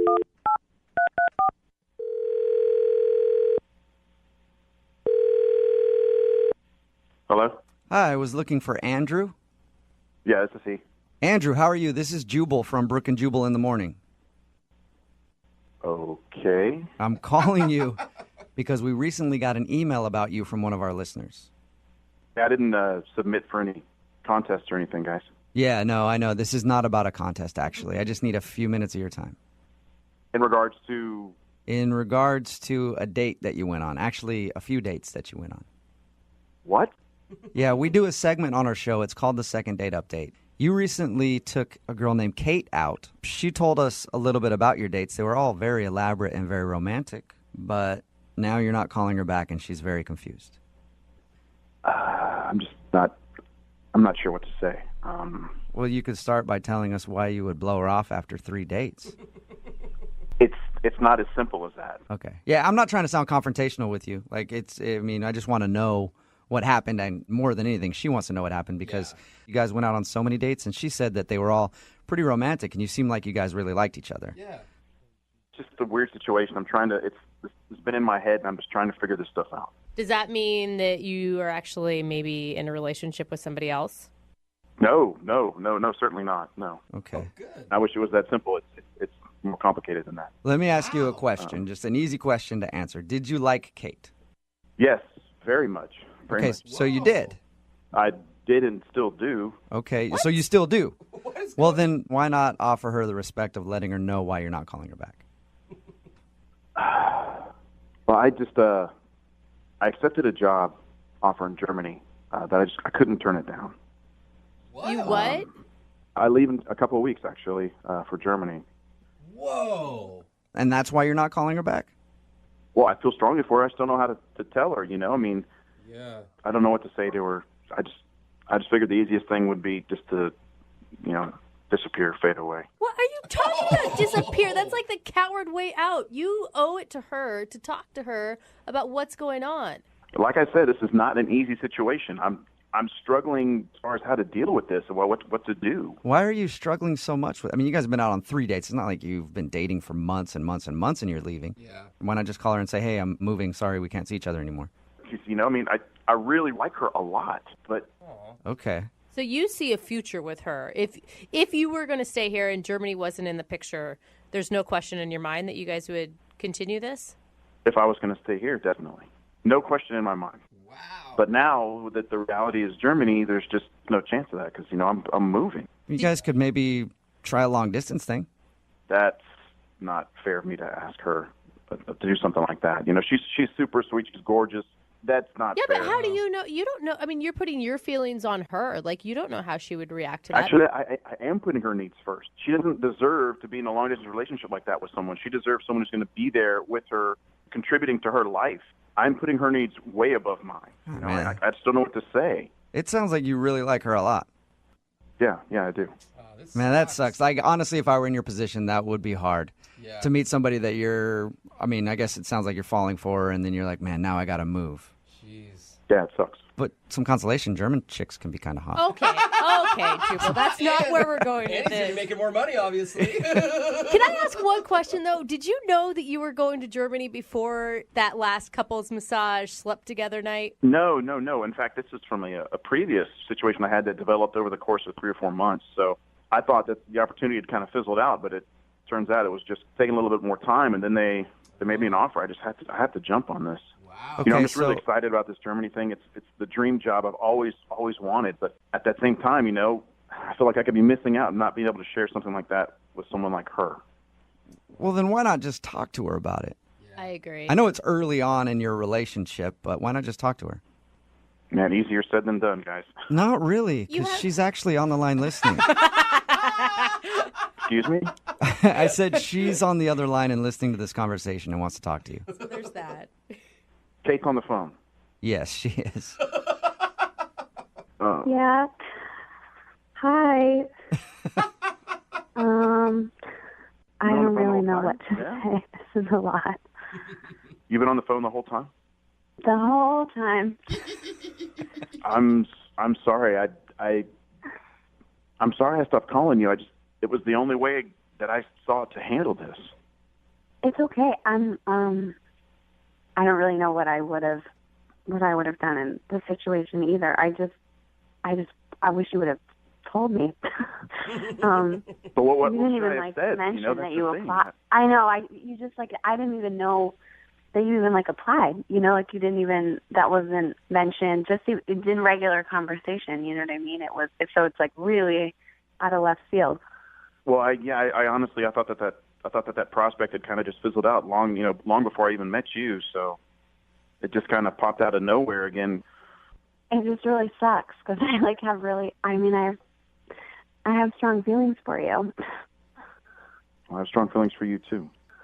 It's just not fair for you. It's not fair for us. Life is just not on our side, it seems. Well, Andrew, maybe life is on your side, and that's why you guys are being connected in a second date update to talk about it. I guess. I think about you every day, and I want, the long-distance relationship is really, really hard, and it's not fair of me to even imply something like that, or even ask that. It's only been 3 dates, but, I can't stop thinking about you, so my heart says something, and my mind says something different, Kate, I'm just going to ask for you. Would you do a long-distance relationship? I don't know. Somebody's got to step in and ask her what her opinion is on that whole matter. I don't know.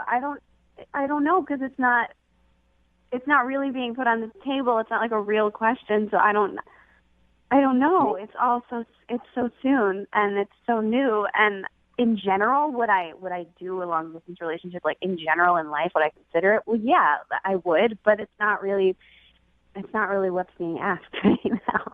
Well, the simple fact of the matter is, long distance relationships suck. This is really hard. My heart says something and my mind says something different. I'm thinking that I just need to sever this, cut this off, but I can't stop thinking about you. So I'm feeling like I need to ask you to go with me, I know that's crazy. I shouldn't have even said that. I'm sorry. I should not have even gone that. I feel like I'm falling for you, You don't want me to go with? We've been on 3 dates. We can't. That's not like a real.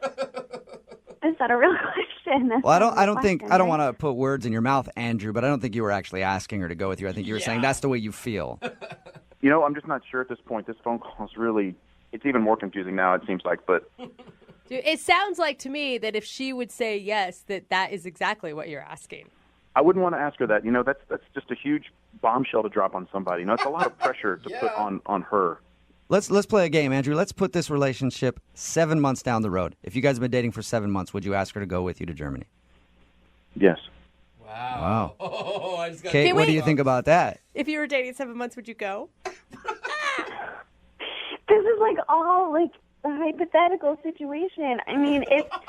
If we had been dating in the same way that it's been, if we just continued down the same path that we started, I don't see why I wouldn't consider it. But you guys have a couple weeks or whatever till you leave. You could bond. You could spend every day together. You could see how it goes up until then. And then maybe in 6 months she could come join you. You got it all figured out, Brooke. Yeah, she does. I'm so excited. This whole thing is just crazy, So let's just step back and let Kate process this. Well, how about you guys process together? Would you like to go out on a fourth date with Kate? We will pay for you guys to go out again at least before you leave. Yeah, talk about it. Kate, do you want to go? Yes, of course I do. Yes. All right. Well, keep us so cute. Keep us updated on what happens. Okay. Okay. All right. We'll try. All right. And until you leave, Andrew, I want you guys to process as much as possible. Okay. Just keep processing Every night until you leave. Okay. Just got a text in at 78592 that says, OMG, I need them to get married. I feel the same way. I am right there with you. Brooke and Jubal in the morning, talking about today's second date update.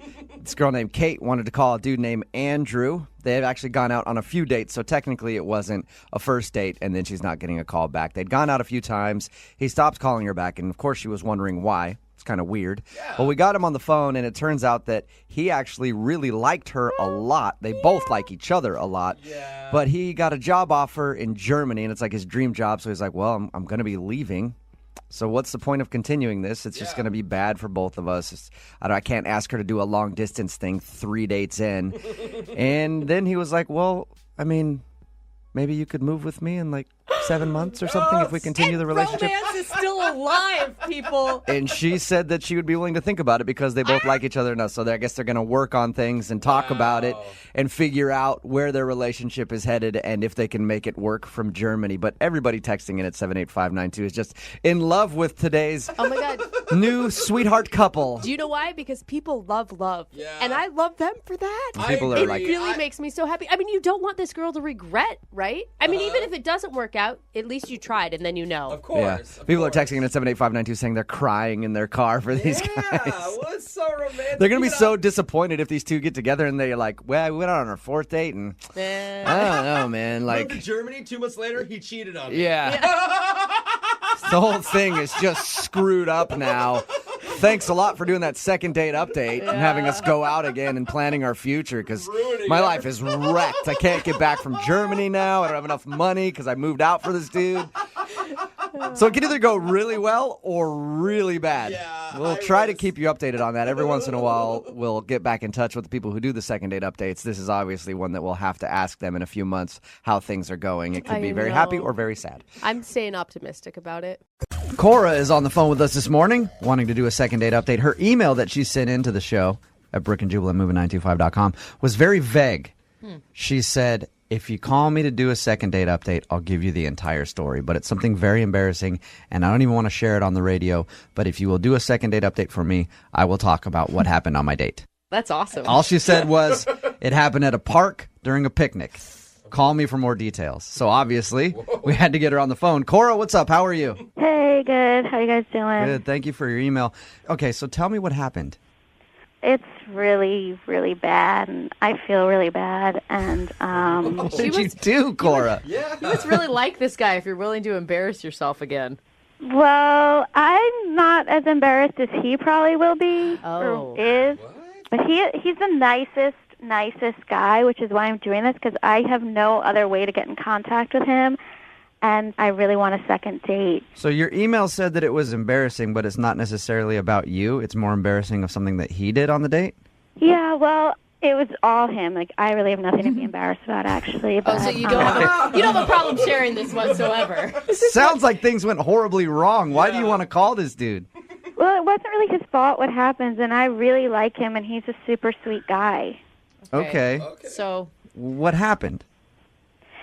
Well, basically, we had met online, and we chatted for like a week, and then it was really great, so we decided to meet for a date. And he went out of his way to make this like the best date ever, and it basically was until a point, and then everything went really downhill. What was the good part? Well, he planned a picnic in Discovery Park, and he laid out a blanket, and we had all this food, and we were having the best time. Okay. Who cares about that, Cora? What happened? What is the embarrassing thing? I need to know. So we were eating a lot of food, and a lot of it was olives, which is what I think maybe, I'm not sure, but we were just chatting, and all of a sudden, he got this like really weird look on his face, and he turned beet red and said, I think the food is hitting me wrong, and then he like was all panicked, and he jumped up, and we were really far from a restroom, and he tried to run to the restroom, but didn't make it, and actually wound up behind a tree. What? Did he? Okay. Did he go behind the tree, or did he go in his pants? I think it kind of happened on the way to the tree. Oh my God! Oh, that sucks. He pooped his pants. No wonder he's not calling you back, Cora. I mean, I would be mortified. I would not want to go out with you again either. Not because I didn't like you, but I just don't think I could ever live that down. What did he say to you, Cora? Well, at first, like when he got behind the tree, a sound came out of him I have never heard. And he was like, get back. And I was like, I want to help. Don't look at me. And he was just crying. And he was like, stay away. And I was like, please, I want to help you. I know it's embarrassing, but it's human. I'll help you. I'm like, I don't know what to do, though. He said, I don't either. Just go away. Yelling from behind the tree. So I decided to get like the best thing. So I went back to the picnic area and like grabbed the picnic blanket. Yeah. And just like threw it to him behind the tree. What a nightmare. And what did he do after that? He like had to take off like all his clothes, even his shirt. I guess it like went up his back or something. Oh my God, this is amazing. You really want to go out with this guy again? Well, it was. I feel so bad for him because he was the nicest guy, and before this point, it was like the best date. And this is human. I mean, it could almost happen to anybody. And I don't know. So that's very understanding of you, Cora. I think if most people went out on a first date and somebody messed themselves this badly, they wouldn't even want to talk to them again, ever. What did he do with the blanket? Turn it into like a human diaper or something? Well, not a diaper. He like wraps it around him, almost like himself, like a toga, kind of like a toga. So I'm guessing the date was done at that point. Well, yeah. So it was a mess, and so I drove his car back to my car, and he sat in the back seat. Oh, and God. It did smell a little bit. Dude, Cora, don't you think he's going to be even more humiliated to know that this story has been told on the radio? That's why I didn't really want to do it on the radio, but I've tried texting and calling him and emailing him, and he will not respond. He even pulled his profile down off the site where I originally met him. And was he like apologetic after? What was he like? he was super embarrassed, and he was like whimpering, and he was still like feeling sick, and he was like all flushed and obviously completely humiliated. Yeah. And I just felt really bad, but like I know it sounds disgusting, and it is disgusting, but you have to understand, before that, the date was magical. You know what I mean? And I just had such a connection with him, and he was such a great guy that, like, I would hate because somebody got sick, like, lose what could be, you know. And talk about the best first date story ever. No. I mean, you'd be telling that to your grandkids. That he never ever once told. Yeah. All right, well, we'll play a song, come back. Oh, my God. See if we can get him on the phone and get your second date update, okay, Cora? I'm hoping that, like, maybe he'll answer when you guys call. Yeah, hopefully. If he doesn't, I don't care. I still think we're all better people for having heard that story. So we'll play a song, come back, call him, and see if we can get him on the phone, all right? Okay. All right, hang on. Moving 92.5. Brooke and Jubal in the mornings. Second date update. It'll be interesting to see if this guy even answers his phone when we call him for a second date update. Because if I was him, Cora, I probably would have moved out of the country by now after what happened on your first date. Oh, no. I hope he answers. If you're just tuning in for the second date update, Cora told us a fabulous story about her first date with, we didn't even get his name after, what's his name? Kenny. Kenny, okay. She told us a fabulous story about her first date with Kenny that ended with him behind a tree going to the bathroom all over himself because he ate something that didn't agree with his stomach. They were out on a picnic. And all of a sudden, he got like a weird look on his face, tried to make it to the bathroom, couldn't get there in time, and carnage ensued after that. So it's probably the most embarrassing thing we've ever heard of. We're going to call him right now, see if we can get him on the phone. Okay. And hopefully he will talk to us because he's obviously embarrassed. Yeah. And I'm going to try to smooth it over because you know he's going to be a little upset. If he's this embarrassed where he won't answer your phone, he's going to be embarrassed that we're even calling him to put this on the radio. I know, but I don't feel like I had any choice. What was I supposed to do? What was the last thing he said to you as he exited your car wrapped in a blanket as a toga? Sorry. Just I'm sorry. just sorry. That's the last thing you heard from him. Oh, man. That's so All right. sad. I'm going to dial Kenny's phone number right now, see if we can get him on the phone. Here we go.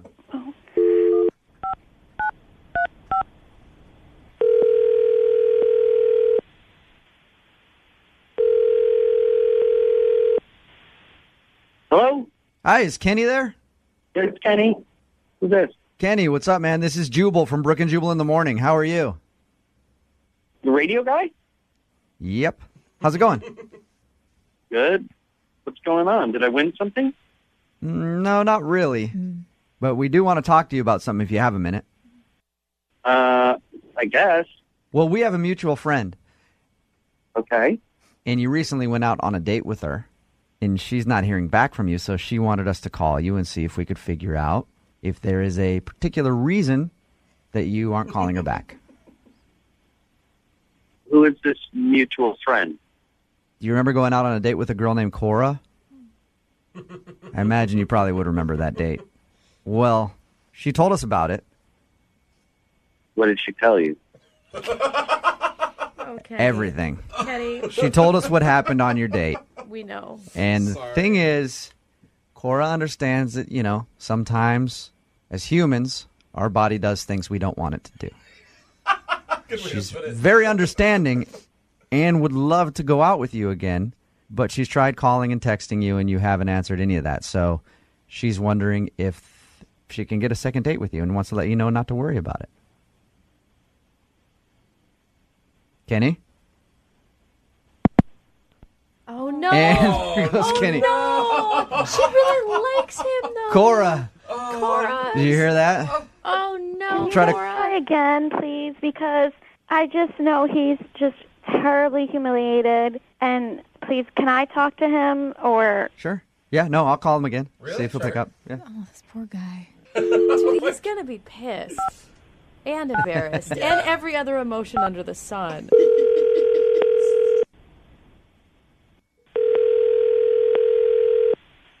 I don't want to talk about it. Kenny, don't hang up, please. I don't want to talk about it. Hey, I don't want all to be on your radio talking about anything Kenny, at all. Look, we don't have to go into detail about what happened, all right? I'm sure you already did. I don't appreciate this. We're not... Please, Kenny, can you just listen to me for a second? Kenny, that's Cora. She's on the phone. She heard everything that you said before you hung up. She just wants to talk to you for a minute. Listen, I know that things did not go well on that date and that you shit your pants and that happens in life, and I'm sorry and that happened to you. But I think that before that happened, we were having the best time, and we had such a, I'm going to use the word magical connection. You can't just find that. We can't just, please, can I have a second date? I don't want us to just throw out that connection we had because you got sick. Kenny? No, I'm sorry. Please, I why? want to put that. I know it's embarrassing. I want to it's humiliating. I want to put that in the past and never think about it again. And if you told a radio station, Christ only knows how many of your friends you told. No, Kenny, hey. I'm sorry, I didn't know what to do. No. I had no other way to get in contact with you. And think about how much I must like you if I'm begging you for a second date after this happened. This is the most embarrassing thing in my life. And to see you is to relive it, and I do not want to relive that. And now I'm talking about it on the radio. But I know how humiliating it was because I was there, and I just feel like we can put it. It'll be a funny story in a few years. Kenny, And it won't- Kenny, Cora asked us to call you because we were the only recourse she could think of because you're not answering her call. She likes you that much that she's willing to overlook what happened on your date, which most people wouldn't, and she also went to the lengths to email our show and have us call you just to get a second date with you. Why are you holding it against me because you got sick? I just want to go back to the beginning of our date and pretend this never happened. It's the first half of our date and think about what a great time we were having. I'm not holding it against you that I got sick. I do not want to relive that moment. It is the worst moment of my life, and I would like to never think of it again, never speak of it again. And you were talking about it on the radio. Hey, but Kenny, Cora is willing to look past all that horrible stuff that happened. She's not going to remind you about it. I'm not willing to look past it. Yeah, but I didn't do anything. Kenny, the thing is, nobody's making fun of you. We're laughing at the I story, hear and some it's funny. jackass laughing in the back. I don't I'm not an idiot. I don't can hear because he some thinks ass laughing. He thinks poop's always funny. I'm sorry. We've had a lot of douchebags on this segment that have ruined their image for the entire city of Seattle. You have done nothing like that at all. You had, you got sick. Kenny, we can laugh about it together and just put it behind us. It could happen to anybody. I don't want to relive it with somebody. Well, we'll just forget it. Let's just forget about it. Kenny, what if she agrees to never bring it up? She wants to go out with you again this bad. I'll never bring it up again, Kenny. I will never bring it up again. We can just pretend it never happened. But I did like you a lot, and I was having a great time until I screwed the whole thing up. See, that's just it, Kenny. You feel like you screwed the whole thing up, but obviously you didn't. It's not your fault, Kenny. It's not like you planned to get sick like that. Everything you planned was amazing. It was like the best date ever. A picnic, no guy even does that. Who even does that? You did everything amazing. It's not your fault. Oh, my God. Kenny, look, it's embarrassing what happened, right? I've done a lot of embarrassing things in my time, and I've learned all you got to do is just embrace it and stop fighting it. It happened. Go out with her again. See if you guys hit it off. You were having a fun time until you got sick. Just give it one more shot. We will pay for a second date. We'll pay for you guys to go out again. All right, fine. I will give it one more shot. Yes! Way to go, Kenny! As long as we never talk about it again, I guess I can see how we can do it together. Yes. All right. I promise we never have to bring this up ever again. That right there is the last word on it, right there. All right. That was it. Kenny, thank you very much, man. And I think that you're going to be happy with your decision to go out with Cora again. Listen, I'm sorry you guys getting mad at you, and I just felt ambushed. And... It's all good, man. Hey, it's embarrassing. All right. We'll have Cora call you, okay? All right. All right, man. Oh, yay, Kenny. Thank you, Kenny. Take care. I just wanted Kenny off the phone so we could make one more joke about it before. Brooke and Jubal in the morning. Text in at 78592. Okay, when is the real Jubal coming back? Lots of people surprised at how nice I was to the guy in the second date update. Kenny, if you just tuned in, Cora wanted us to call Kenny. Find out, well, she knew why he wasn't calling back. He had an accident on their first date. It was more than an accident. Yeah, I mean, the most embarrassing thing ever.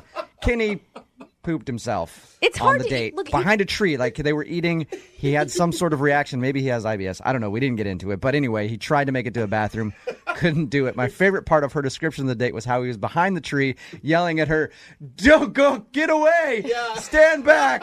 He's trying to disarm a bomb or something. Save yourself.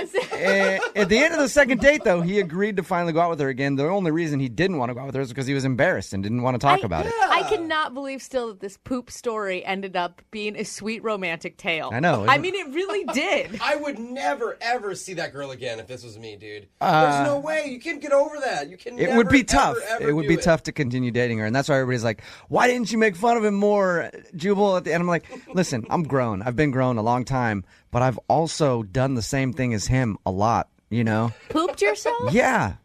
As old as like 27. Really? So, yeah. Oh, okay. And that's why I told. So there, I have could relate to him. You have empathy for pooping yourself. Yes, I do. There's not a lot of things that I feel for in life, but people who have accidents like that, I understand the pain and the embarrassment that you go through. You can't even say we've all been there. You can just tell him, hey, man, me and you have been there. That's why I told him. I said, hey, I've had a lot of embarrassing things like that happen to me. You just have to embrace it. See, if it happened in studio, I don't even think that I could come back. Really? You'd be gone? See, I'm with Brooke.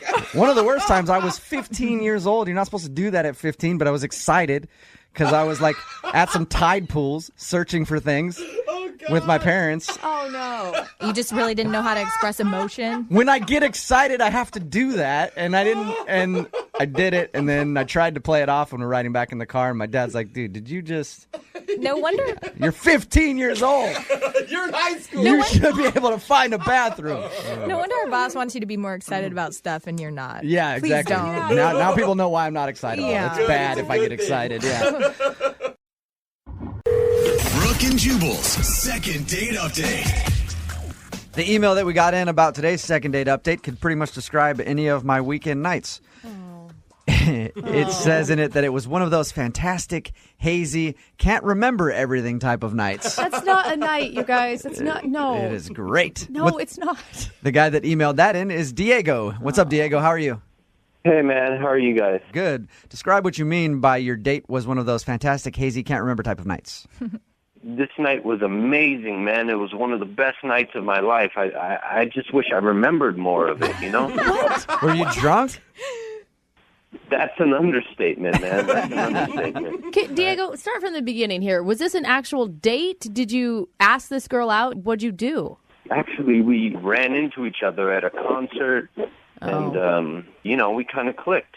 So it wasn't a real date, but you guys hung out all night.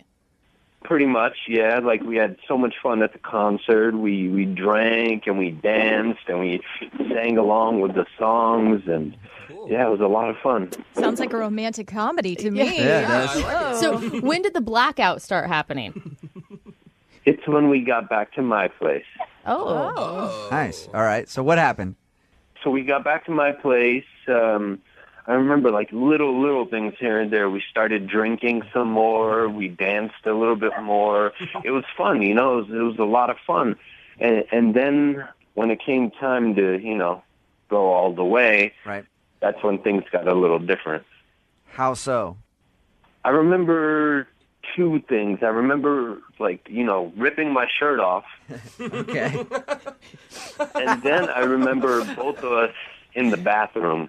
Okay. And then that's it. I don't remember anything else. And, when I woke up in the morning, she was gone. Do you remember what you were doing in the bathroom? Were you vomiting or were you making out? Oh, man, I don't even remember. Oh, no, I hope you So you guys were absolutely hammered then. Do you think it was just you were a one night thing? Just have some fun with Diego for one night? Rips his shirt off? Oh, God, I don't even know. I mean, I've tried texting her and calling her, but... Okay. Diego, we've all had wild, crazy nights, and we usually just chalk them up to that. Why do you think that she would want to talk to you again? I just thought we had fun, We really clicked, and it was... not to sound corny, but it felt like a dream come true, A dream because you could only remember pieces of it, just like your real dreams. I know. Hey, Come on, Diego. Diego, let me ask you a question, right? Because I've met girls when I've been out hammered, and you think about them the next day, you're like, that was the most amazing woman I've ever met, because you were drunk. Do you think it's that, or do you really think that she was something special? I think she was, man. She had really beautiful eyes. She made me laugh, Not too many people can do that. All right. And before the blackout, did she express interest in you? I feel like I remember her saying, I could do this again. We should do this again. Okay. Okay. All right. Let's hope she said But that. she could have been saying, never call me ever again. You don't really know. Alcohol interpreted as I'm having a good time. Diego, give us 3.5 minutes. We're going to play a song, come back, call her, and get your second date update, okay? Sounds good. All right, man. Hang on. Moving 92.5.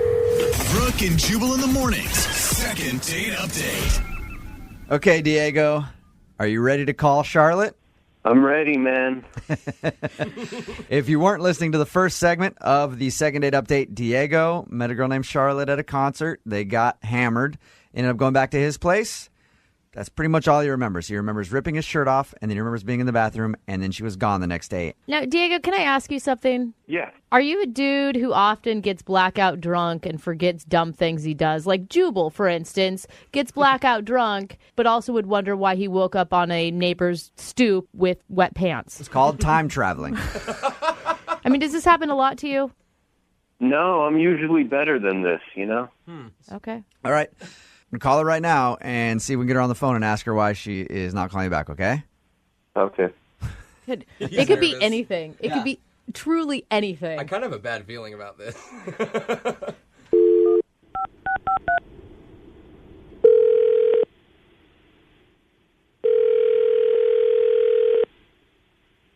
Hello? Hello, can I speak to Charlotte, please?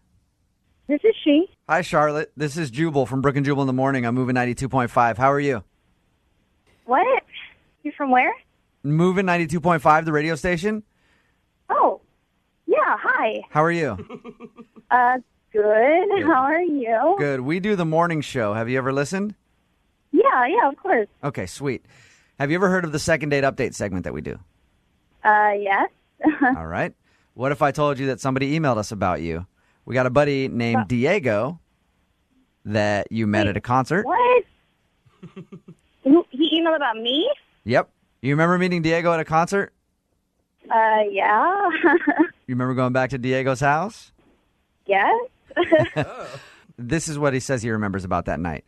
He remembers taking his shirt off, and then he remembers being in the bathroom, but he doesn't remember anything else. And he said you were gone the next morning, and he's been trying to get a hold of you because he wants to take you out again, but you've been ignoring him. So we wanted to ask you why. Wow. Okay. Well, like, you know when you're really, like, embarrassed and humiliated and you don't really want to deal with the situation? Because that's kind of what happened. Wait, you got embarrassed and humiliated? It was a ridiculous night. It was a ridiculous night, and it was crazy, and obviously ended in a really embarrassing way. I mean, he knows that. You said that he knows that it was an embarrassing end. I don't think he knows that because he doesn't remember anything. He doesn't remember what No, happened? he told us the only thing that he remembers is taking his shirt off, being in the bathroom, and then he woke up the next morning, you were gone. Okay, well, that's like 2% of what happened. Really? I knew it. I knew it. I want to hear 98%. It was just very embarrassing, and like I'm not going to contact him after what happened. So Okay, now we have to know. Yeah. Charlotte. okay, fine. So yes, we went back to his place, and he was ripping off his shirt. He jerked his elbow really hard, and he hit me in the nose, and my nose started bleeding. No way. Yeah, there was blood everywhere. And so I ran to the bathroom to, like, deal with my bleeding nose. And he wouldn't leave me alone. He, like, came in the bathroom and was like, let me help you. And I was like, get out of here. Like, let me deal with it, you know? Right. So finally closed the door. I was, like, trying to stop myself from bleeding everywhere. And then he came in. He, like, had 2 eggs with him, like raw eggs. And he was like, put these on your eyes. This will help with your nose. He was so wasted. And I go into the living room, and he's sitting on his couch wearing my clothes. What? Wearing Yeah. your Oh my clothes. Wearing like a nice sweater. Hey, And Charlotte. he's like, Diego is on the phone right now and just found out that he was wearing your clothes. wait, what? Hey, how's it going? Oh my God. I was wearing your clothes? Yeah, you don't remember that? No, that Yeah, I you would had never do clothes that. on, and I had to gently coerce you to take them off so I could put them on, and I tucked you into bed and left. You don't remember any of that, Diego? No, I didn't even. I'm sorry, I hit your nose too. I don't remember any of that. Oh man. Well, do you remember what happened after you hit me in the nose? No, what happened? Yeah, you were like, punch me in the nose. Eye for an eye. You were like, punch me in the nose so that it's equal. So we're equal. Did And you I do it? obviously refused to. You don't remember Oh. that? No. You don't remember No. getting eggs and telling me to put them on my eyes? I don't remember any of that. Okay, so you were obviously a lot more drunk than I was. And good in a crisis.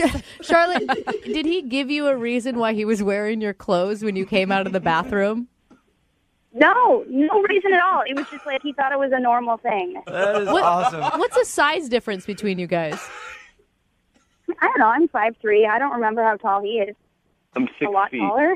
He's wearing a tiny little. Diego, the only thing I think is that Diego was so drunk that he just grabbed whatever clothes he could find and put them on and didn't realize they were your clothes. That's awesome. Oh my God. Diego, you need to tell Charlotte how much you like her right now. Of course he likes her a lot. He wants to wear her clothes. He wants to be her. That's how much he likes her. Go ahead, Diego. Charlotte, I had so much fun with you that day, and I'm so sorry about everything and just how it turned out, and I'll make it up to you, I promise. But how can you say you had a great time if you don't remember that we had a great time? I remember everything, before we got to my house, and that was a lot of fun. I just got too hammered after that, and that's when everything gets blurry. That's when you start putting on women's clothing. Hey, Jubal understands. Yeah. Charlotte, would you give him another chance? I mean, you guys were having fun. You were drinking too. He just overdid it. Maybe he doesn't drink on this next date so you guys can get to know each other without alcohol. We will pay for you guys to go on a second date if you'll go out with Diego again. I don't know. My nose just started looking normal again because she was bruised up too. So, Diego, do you have anything else to say to plead her to go out on a second date with you? Maybe we'll just go out for dinner this time, or start small. We'll just take it easy and have fun. It'd be the most amazing how we met story ever. you know what? I'm going to say yes. Yes? Nice. Thank God. Awesome. Against my better judgment, yes. No, it'll be good. It'll be good. Diego sounds Charlotte. like a fun guy. He Who knows? does. Maybe this time, Charlotte, you could wear his clothes. Oh. Let's not. A lot of times when you're out on a first date, you do something embarrassing. You embarrass yourself somehow. And then you never want to see that person again. Even if they like you, they call you, they try to get you on the phone. You're like, what happened on the date was just way too embarrassing. I remember I went on a date with this girl a long time ago, and we went out on the date, and we were there, and like there were people coming up and recognizing me from the radio. And we were leaving, and I gave like this homeless guy like a $100 bill, and he cried about how it changed his life and all this stuff. And I was so embarrassed because she had just gone out with the perfect man, and I was like, there's no way I can continue this. I'm so embarrassed that she saw all that stuff happen. I can't continue it. So she'd try to call me, and I just would ignore her calls. I knew it was just going to ruin everything. And for I'm her. sure she also looked like, a supermodel as well, but you had to turn it down. Yeah, and that was it. I felt like I was too attractive for her. All kinds of embarrassing stuff happened on that date.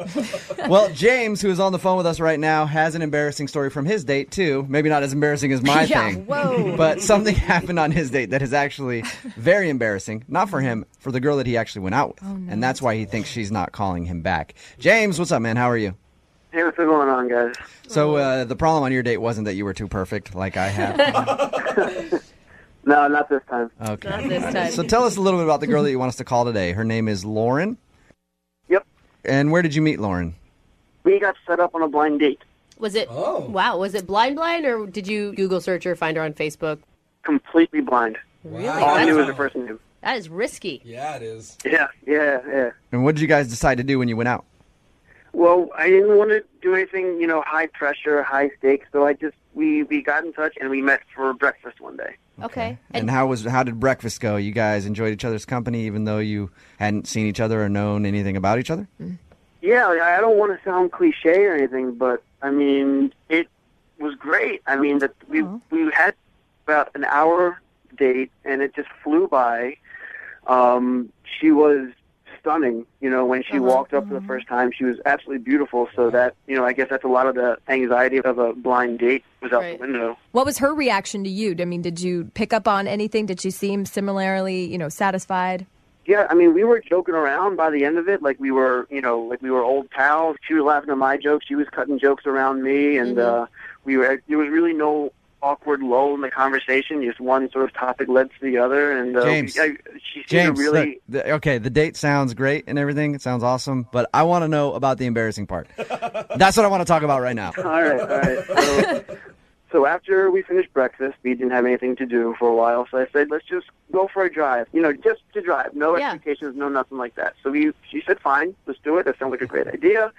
So we hop in my car, and we're driving around, and we're stopping at, really nice little parks and little things here and there that just are nice to look at. And so while we're driving and we're joking around, and I start to, as playfully, nothing expected, but playfully just tickle her side, nudge her in the side, see she's ticklish. So I just tickle her here, tickle her there, just goofing around, sort of a flirty kind of thing. Real quick, James, was she into that? Because tickling somebody on a first date, to me, sounds kind of strange. Tickling somebody that you've dated for a year even is hard sometimes. I mean, I know it was a little bit weird, but I mean, she was laughing. She seemed to have a good time. She never told me to stop or push me away or anything. Okay. And as she's laughing, as I'm having a good time, she let one fly. And what did she do after she farted on your first date? She turned the reddest color of red you've ever seen in your life. Did you keep tickling her? Did you say anything? Did you try to act like you didn't notice it? Because, I mean, it wasn't like a silent one where maybe you heard it. Like, there was no doubt that you heard it and it was from her. Did you start laughing? I mean... I did not know. It's like you put the mute button on the car. Yeah. And it's just like...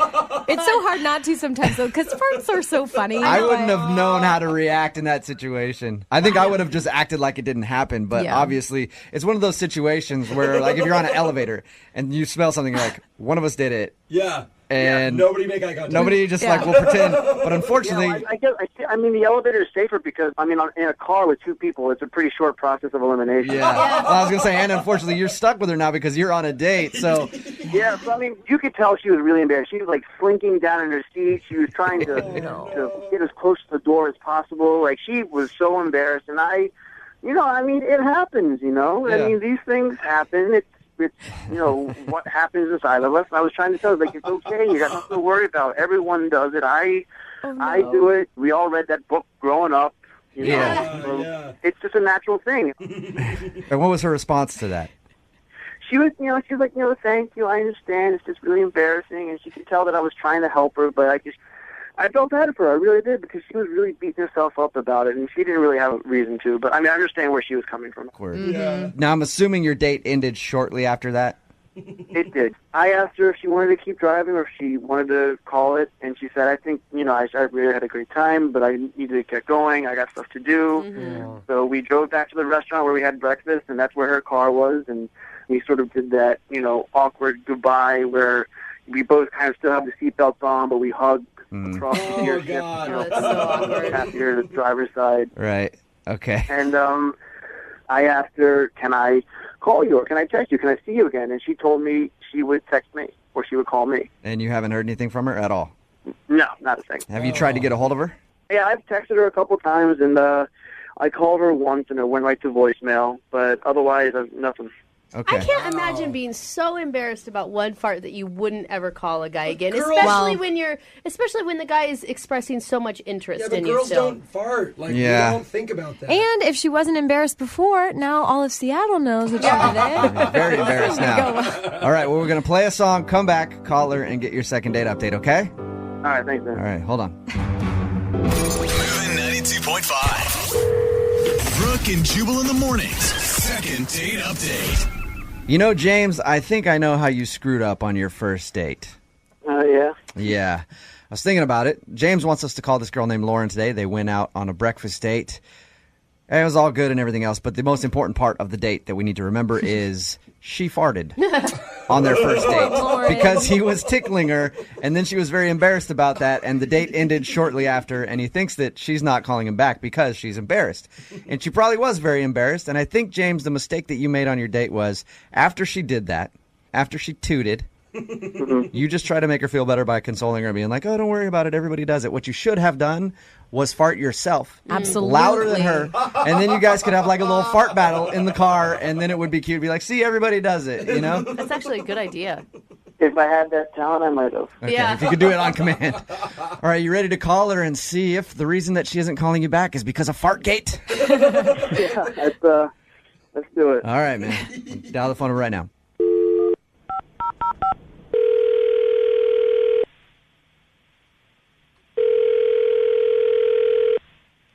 Hello?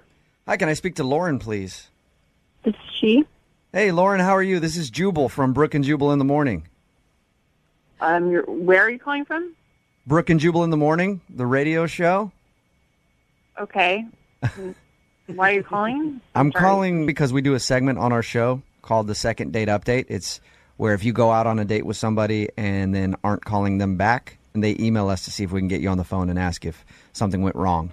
Okay, I didn't email anyone. I know you didn't email I us. didn't give the... Okay. Somebody emailed us about you, though. About me? Mm-hmm. Yeah, you recently went out on a date with one of our listeners. Okay. His name is James. Oh, my God. You remember going out with James? You know what? I don't think this is a good idea for me to talk to you. Really? Can I just tell you real quick what he said about you? Because I really would like for you guys to go out again because he liked you a lot. Well, first of all, he shouldn't have said anything about me. Okay. Well, he told us about your first date, and he told us about the embarrassing incident. What do you mean?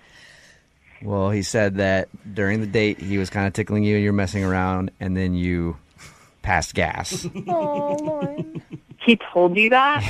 Yes, he did. It's okay. Don't be embarrassed. But it's not a big deal, and that's why we're. First of all, it's not even about being embarrassed. I cannot believe he would. So, what was the whole point of him calling you and He called Okay. you to tell you that so you could just embarrass me on the radio? No, not at all, Lauren. He called and told us that because when we do this segment, we always talk to people about the date that they went on to figure out if there's anything awkward that happened. Well, that's really messed up. He shouldn't have told you that because it was private. Okay, I'm sorry about that. The only reason he told us that, though, was because he thought that's why you weren't calling back, because you were embarrassed. This is so up. He should be embarrassed. He's a complete weirdo.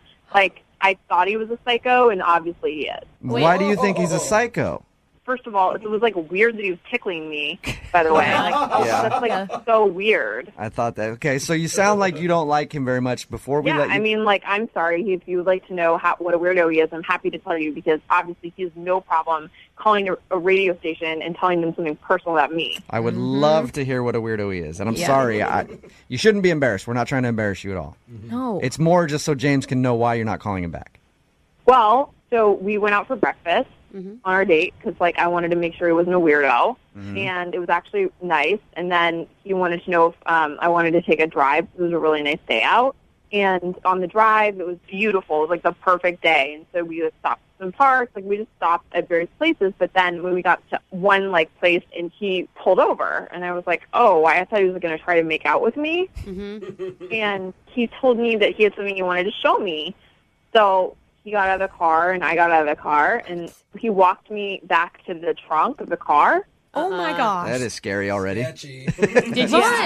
What was going through your mind at that moment? I was worried that there was going to be like a sledgehammer, but I was hoping it would be like, I don't know, like maybe he was getting a jacket or something. You know what I mean? I was like, maybe he's getting a jacket. Right. So he opened the trunk and he pulled out an urn. Okay, like a silver urn. Weird. And he said, "This is really important to me. Like, this is really special to me. This is my father." What? Whoa. I was like, yeah. That's a little bit heavy for a first date. Yeah, and I didn't even know what to think. I was just silent. Like, I didn't even ask anything. I didn't want to know anything about it at that point. Yeah. And then he just says, because my father really loved birds, and so whenever I drive to someplace beautiful and see bird feeders, I stop because it was his final wish that I sprinkle his ashes into the bird feeders so he can be free with the birds. Oh wow. God. That is... That's a lot. That's kind of weird. I mean... It's so f***ing weird. If that's his father's last wishes, that's one thing. But to do that with you on a first date, like, hey, we're going to share this special experience and feed my dad's father's ashes to some birds, I could see how that would kind of turn you off a little bit, Lauren. That's at least third date material. So Come on. Yeah. Did you guys spread ashes together? Yeah, because I was afraid he was going to kill me. Because I was like, how did his father die? Like, did he kill his dad? Yeah. Not natural causes, bro. Wow. All right. I can see why that turns you off then, Lauren. That's kind of strange. Yeah, I was just like so relieved, honestly, when I got home and I was not dead. Yeah. All right. Hey, Lauren. Yeah. He's also on the other line right now. Are you serious? I am. I'm sorry. Hi, Lauren. Oh my God. I'm just a little offended that, I decided to open myself up and let you in on something, personal and special to me, and then you judge me by it, What? First of all, here's the thing. I'm really sorry to hear about your dad, but you need to understand that that's actually nuts, what you did. Like, I didn't even know your dad was dead. Like, if we've been dating for a while, fine, maybe. But not only was it our first date, it was the first time that I met you. Like, so did you know we were going to do that? Like, that's weird. No, I had no intention, but when we were driving and I saw the birds and I said, Yes, this there's would be a birds great everywhere. time You, like, pull over every time you see a bird? make good to my dad, and at the same time, see what kind of connection I have with this girl that I had a great time at breakfast with, I had a great time talking to, I had a great time driving with, and I thought, maybe she was kind of real. Maybe she was a little bit deeper than just a puddle, that maybe she What? doesn't Are understand you what I was doing. serious? Because I am weirded out when you pulled out an urn on our first date. I'm shallow. It's a little bit because you can't understand why I'm doing it. It is weird that you would take me to the trunk of your car, pull out an urn of your dad's ashes on our first date, and then feed the birds with it. I mean, I didn't get weird when, you told me about all these traditions you have with your grandma and all these other things. And that is different. I was telling you what we used to make on Thanksgiving. If I told you that she was dead and I baked her ashes into a pie and ate it every Thanksgiving, then it would be the same. Must I remind you that I overlooked the fact that you completely stunk up my car? That is so up. Like, by the way, it's like completely weird also to tickle people on the first date. Like, Oh, yeah, we forgot about the tickling thing. Very true. Well, it sounds like you two just had a wonderful time together, and that would mean that I need to ask Lauren if she would like to go on a second date with James. We'll pay for you on a second date. No? You answered before I was even done asking the question, Lauren. No, I'm sorry. I just can't. I understand that this is very personal to him, that I cannot. All right. James, I'm sorry, man. No second date for you. Can't blame the guy for trying, I guess. Yeah. Maybe just wait a little while to bust out your dad's ashes on a date, you know? I could probably try that out. Yeah, try that, and then also wait a little while to bust out the tickling on a date. Yes. She should not order the burrito. Brooke and Jubal in the morning. Brooke and Jubal's second date update. If you listen to the show at all, you know that I always rip on fathers who say things like, I'm not letting my daughter date till she's 18. Yeah. Not on my watch. Protective dads. Yeah, because they always say the same thing, right? It's hacky, first of all. Every dad says that. Because Be it's part of a his little stand-up routine. creative. Well, it's just annoying. Be a little more creative. And then Start auctioning your daughter off. Well, Go the opposite way. And then also, no, you're not. You're not going to shoot a dude that comes over and wants to date her. You're going to let her date before she's 18. So stop saying it. It's been said so many times, and you're not going to actually live up to it. I think, though, today I may have found somebody who I don't have to rip on. Because I feel like the girl that we're about to talk to in a second, Katrina, who's emailed us for a second date update, I feel like her father is actually one of the few guys that will actually live up to his promise of murdering anybody that wants to date her. What? Katrina, how are you? Hi, I'm good. How are you? Good. Would you say that's pretty fair analysis of your dad? Yeah, pretty much. So tell us how you met the guy that you want us to call today, Katrina. So I met Curtis through some friends at school, and he's really great. I really like him a lot. He's really cute and funny and very sweet. Are you in high school or are you talking college? I just turned 20, so I just started college. Okay. Yeah. I would hope we'd have an age limit. I don't And know. you still Second date and you still live at home, right? Yeah, Okay. I do. So you met this dude through friends and you liked him a lot. Tell us a little bit about your date. Well, we were going to go out somewhere, but it ended up being really rainy. So we just went over to his house and decided to watch a movie instead, which was really nice. He doesn't also live with his parents, does he? No, he has a roommate. All right. So you guys hung out at his place. Yeah, so it was going really well. We were kissing and making out during the movie, and I got a phone call from my dad.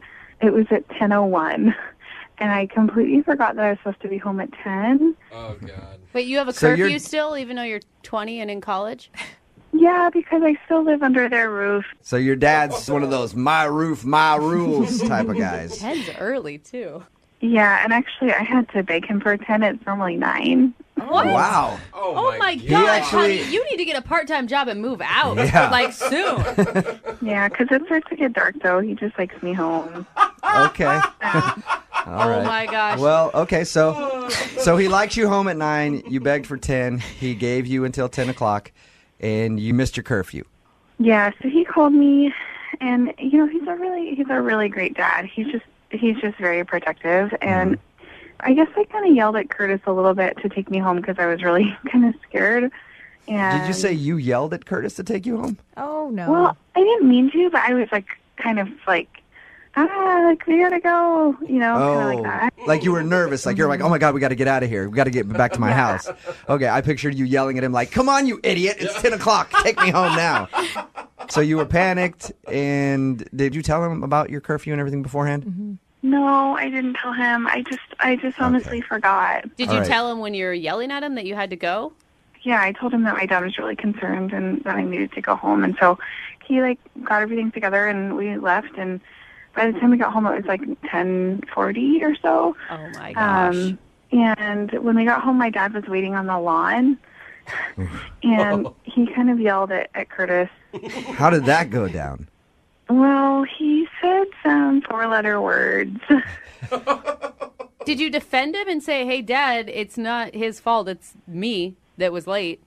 No, I can't really talk to my dad that way. He sort of doesn't let me say much when I'm in trouble. At any point, did he physically threaten Curtis? Was Curtis No. scared? Okay. No. So how did Curtis respond when your dad was yelling at him? Well, he was pretty shocked. He just kind of didn't really say much. He said he was sorry. He kind of mumbled under his breath and like put his head down and walked to his car. And my dad followed him to the car and was still like, yelling at him and telling him not to ever do that again. And then he just got in his car and drove away. I would drive very far away. Yeah. And never return. I would be done with that situation. It's no secret why he's not calling you back. Yeah. Have you dated a lot? I mean, is this a problem? I haven't dated a lot. I've dated maybe 5 guys, like a couple months. Okay. And then they all magically, mysteriously disappear. Yeah. They're all at the bottom of the ocean somewhere. And you've tried to get a hold of Curtis how many times? I've texted him 5 times now. And no response, or has he responded at all? He only responded once. He responded to the second text message, and he just said, I don't think we should see each other again, and that was all he said. All right, so he was straight up about it. Yeah. And there's nothing else that could have happened on your day. I mean, obviously, your dad yelling and threatening him. That's the worst part of it. Is the worst part, yeah. She had food in her teeth, and it was just, that was it. I doubt that we're going to call him and get that answer. It's probably going to be, her dad's a nutcase, and I don't want to date her. Yeah, I'm pretty sure that's the reason. So how are you going to come back? I mean, what do you want us to say to make that better? Yeah. We can't get rid of your dad in this situation. I just want him to know that I really like him, and I think he's really sweet and funny, and I want to see him again. Aww. So, just like ask him if he would be willing to give us another chance, and then as long as we abide by the rules, we'll be okay. Oh, no. Oh, man. Katrina, you've just described my biggest nightmare, dating somebody. All right, what we'll do is we'll play a song, come back, call him, and get your second date update, okay? Okay, thanks. You're not around your father right now, are you? No, he's at work. Just don't want him to pick up the phone and be like, why the hell are you talking to my daughter?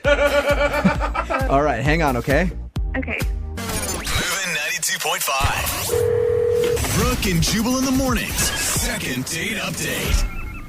All right, Katrina, are you about ready to do your second date update? I'm ready. I do have a question, though, before we call the guy who you want us to call this morning. Just be honest with me about something, okay? Okay. How many people has your father killed? He hasn't killed anybody. That you know of. Yeah.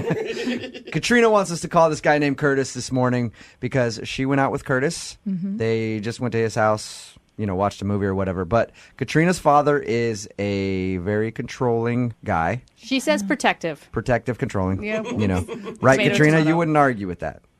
Nope. Nope. Okay. She still lives at home. As long as she's under his roof, she has to live by his rules. So he gives her a curfew at 10 o'clock. She wasn't home by 10.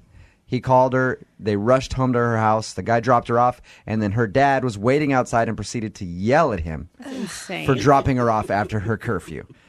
Well, it sounds really bad when you put it like that. Well, that's kinda bad, Katrina, because it is kind of bad, I think.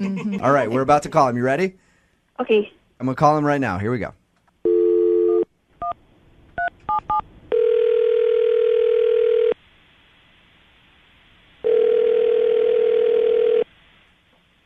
Hello? Hi, can I speak to Curtis, please? Yeah, this is Curtis. Curtis, what's up, man? This is Jubal from Brooke and Jubal in the Morning. Who? Jubal from Brooke and Jubal in the Morning, the radio show. Okay. You recently went on a date with one of our listeners, and that's the reason that I'm calling.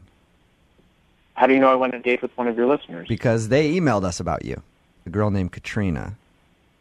Yeah. And I'm pretty sure we all know why you aren't calling her back, but she emailed us because she really liked you and wanted to see if she could talk to you again, but you haven't been returning her text messages or phone calls. The last text she got from you said that you definitely did not want to see her again. Yeah, I mean, I don't really want to talk to her. She told us what happened on your date with her father. Dude, honestly, to me, her dad sounds like a maniac. I don't know what she told you or not, but, I mean, honestly, her dad scared me breakfast. Like, Yeah. We don't blame Hey, you for that at all. I'll tell you what she told us. She said that you guys went to your house. She got a phone call from her dad at 10 because apparently he gives her a curfew at 10 o'clock. You dropped her off. Her dad was waiting out there for you guys, ended up yelling at you. You got in the car, drove off, and haven't really talked to her since. yeah, I mean, 10:01 he called, and she like freaked out, and I drove her home, and honestly, even that was enough to be like, what the f-? Yeah. Anyway, I drove her home, and I dropped her off. I didn't kiss her. I didn't do anything. I got out, and I opened the door for her like a gentleman, and this dude was standing on the front lawn and, like, came at me. I thought he was going to punch me in the face. That is crazy. What was going through your mind when that happened? I was like, I got to get the hell out of here, and I got to never see this girl or this crazy man. I don't know what his deal is. I don't know what she may have done in the past to him, or like he's crazy, or I don't know. But honestly, like, I thought he was going to kill me. I thought he was going to put his fist through my face. Oh my God. Reach in, grab your still beating heart. Oh. And so that's it. Because her dad seems like he wants to murder you. You don't want to go out with her again. I mean, yes, but did she tell you what happened after? She said that she went into the house and then has tried to text you, and you texted her. Yeah, but I mean, what happened after with her dad and me? Wait, there's No, more? there's more to the story? The next day at work, he showed up at my work the next Are day. you kidding What? me? Shut up. What did he How say? does he know where you work? I don't know. She told him. I mean, she knows where I work. I mean, I have no idea. I didn't ask him why. I just didn't want him there. Jesus. That is insane. And what did he do when he got there? Like, I mean, he came to apologize, which, I mean, I mean, it's crazy. I don't know the guy, and like, I mean, what he did, like having a temper like that, I don't want his apology, and I certainly don't want him showing up at my work. I don't need like the people I work for to be like, why is this crazy giant of a man? Did it end up turning into that? Did he create a scene at your work? Yeah, honestly, he did. It was like he showed up, and he was like, I just want to say I'm sorry. And I was like, okay, fine, just please go. And as he was leaving, he was like yelling because I don't know if he doesn't have like a normal talking voice. He was screaming at me, I'm sorry, you just have to adhere to my rules. Like, I've got curfews, man. I've got stuff. You got to follow my rules, man. This guy. I'm like, I don't know you. Like, Yelling That at you is for nuts. not accepting his apology. I said you could take her out again, you jerk, and now you're turning that down? God, these kids today, no respect. yeah, I mean, this makes me not want to date. If there are any other fathers out there like this and I might run into them, I'm just going celibate. Wow. What would you say to Katrina if you could say something to her just to let her know why you don't want to see her again? Lose your dad and try to meet a nice guy and say that your dad's dead? I don't know. I can't imagine a guy who would want to go out with her. And look, she's super cute. And she's really cool, and that's kind of the heartbreaking part of That it. sucks. But there are a lot of cute, cool chicks. I'm Yeah. sorry, and I'm not risking that. Okay, you're not going to risk your life to date Katrina. Well, Curtis, I should let you know now, though, that Katrina is actually on the phone. What? She's on the phone? Yeah. Curtis, I'm so sorry. I had no idea that he came to your work. I had no idea that he did that. I'm so sorry. I mean, how did he even know where I worked?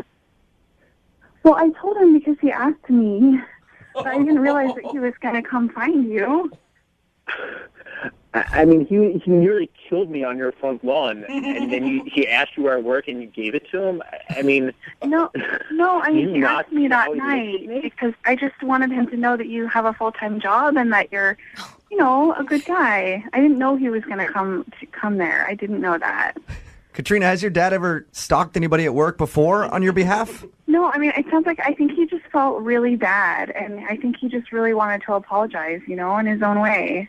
Yeah, but I mean, he scared the crap out of me. I don't know what to say to you. Like, well, he's a really good guy if you get to know him. You just got to give him a chance. Oh, Katrina, regardless of his character, don't you think the relationship is a little bit unhealthy? Maybe that's what you should be working on right now instead of trying to date, is work on your father-daughter living at home situation. I think I got it figured out. Oh, totally Curtis, healthy. So here's the deal. My dad has a lot of rules, including he has a rule that if I'm at home with friends, I'm not allowed to keep the door shut But to show you that I care and that I want to move forward from this, I'm willing to leave the door shut. Is that like a metaphor for something, Katrina? Katrina, you realize that you are 20 years old, right? Yeah. That's what I'm saying. You're 20. I understand being respectful to your parents, but they have to be respectful to you too. And honestly, I have no idea what he gains by this. What he gains is a daughter that doesn't lose her morality. That's what he gains, Curtis. So are you saying you don't want to go out with me again? Curtis, would you like to go out with Katrina one more time on a second date? We will pay for it. The door will be shut. And we'll make the door will be shut. We'll make sure you guys get home when curfew's. Well, they said when it gets dark outside, so that's about 6 p.m. now. Street lights come on, you guys are home. And we could maybe get you together with Dad beforehand so you guys can talk about it so you know that there's not going to be a huge blow up. Would you go out with Katrina again? You guys make it sound so desirable to go on a second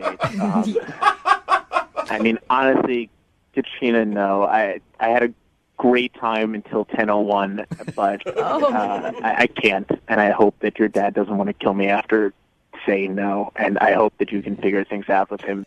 That's right. Curtis, for your safety, you might want to say yes. I didn't even think about that. Yeah. How dare you break my little girl's heart? Brooke and Jubal in the morning.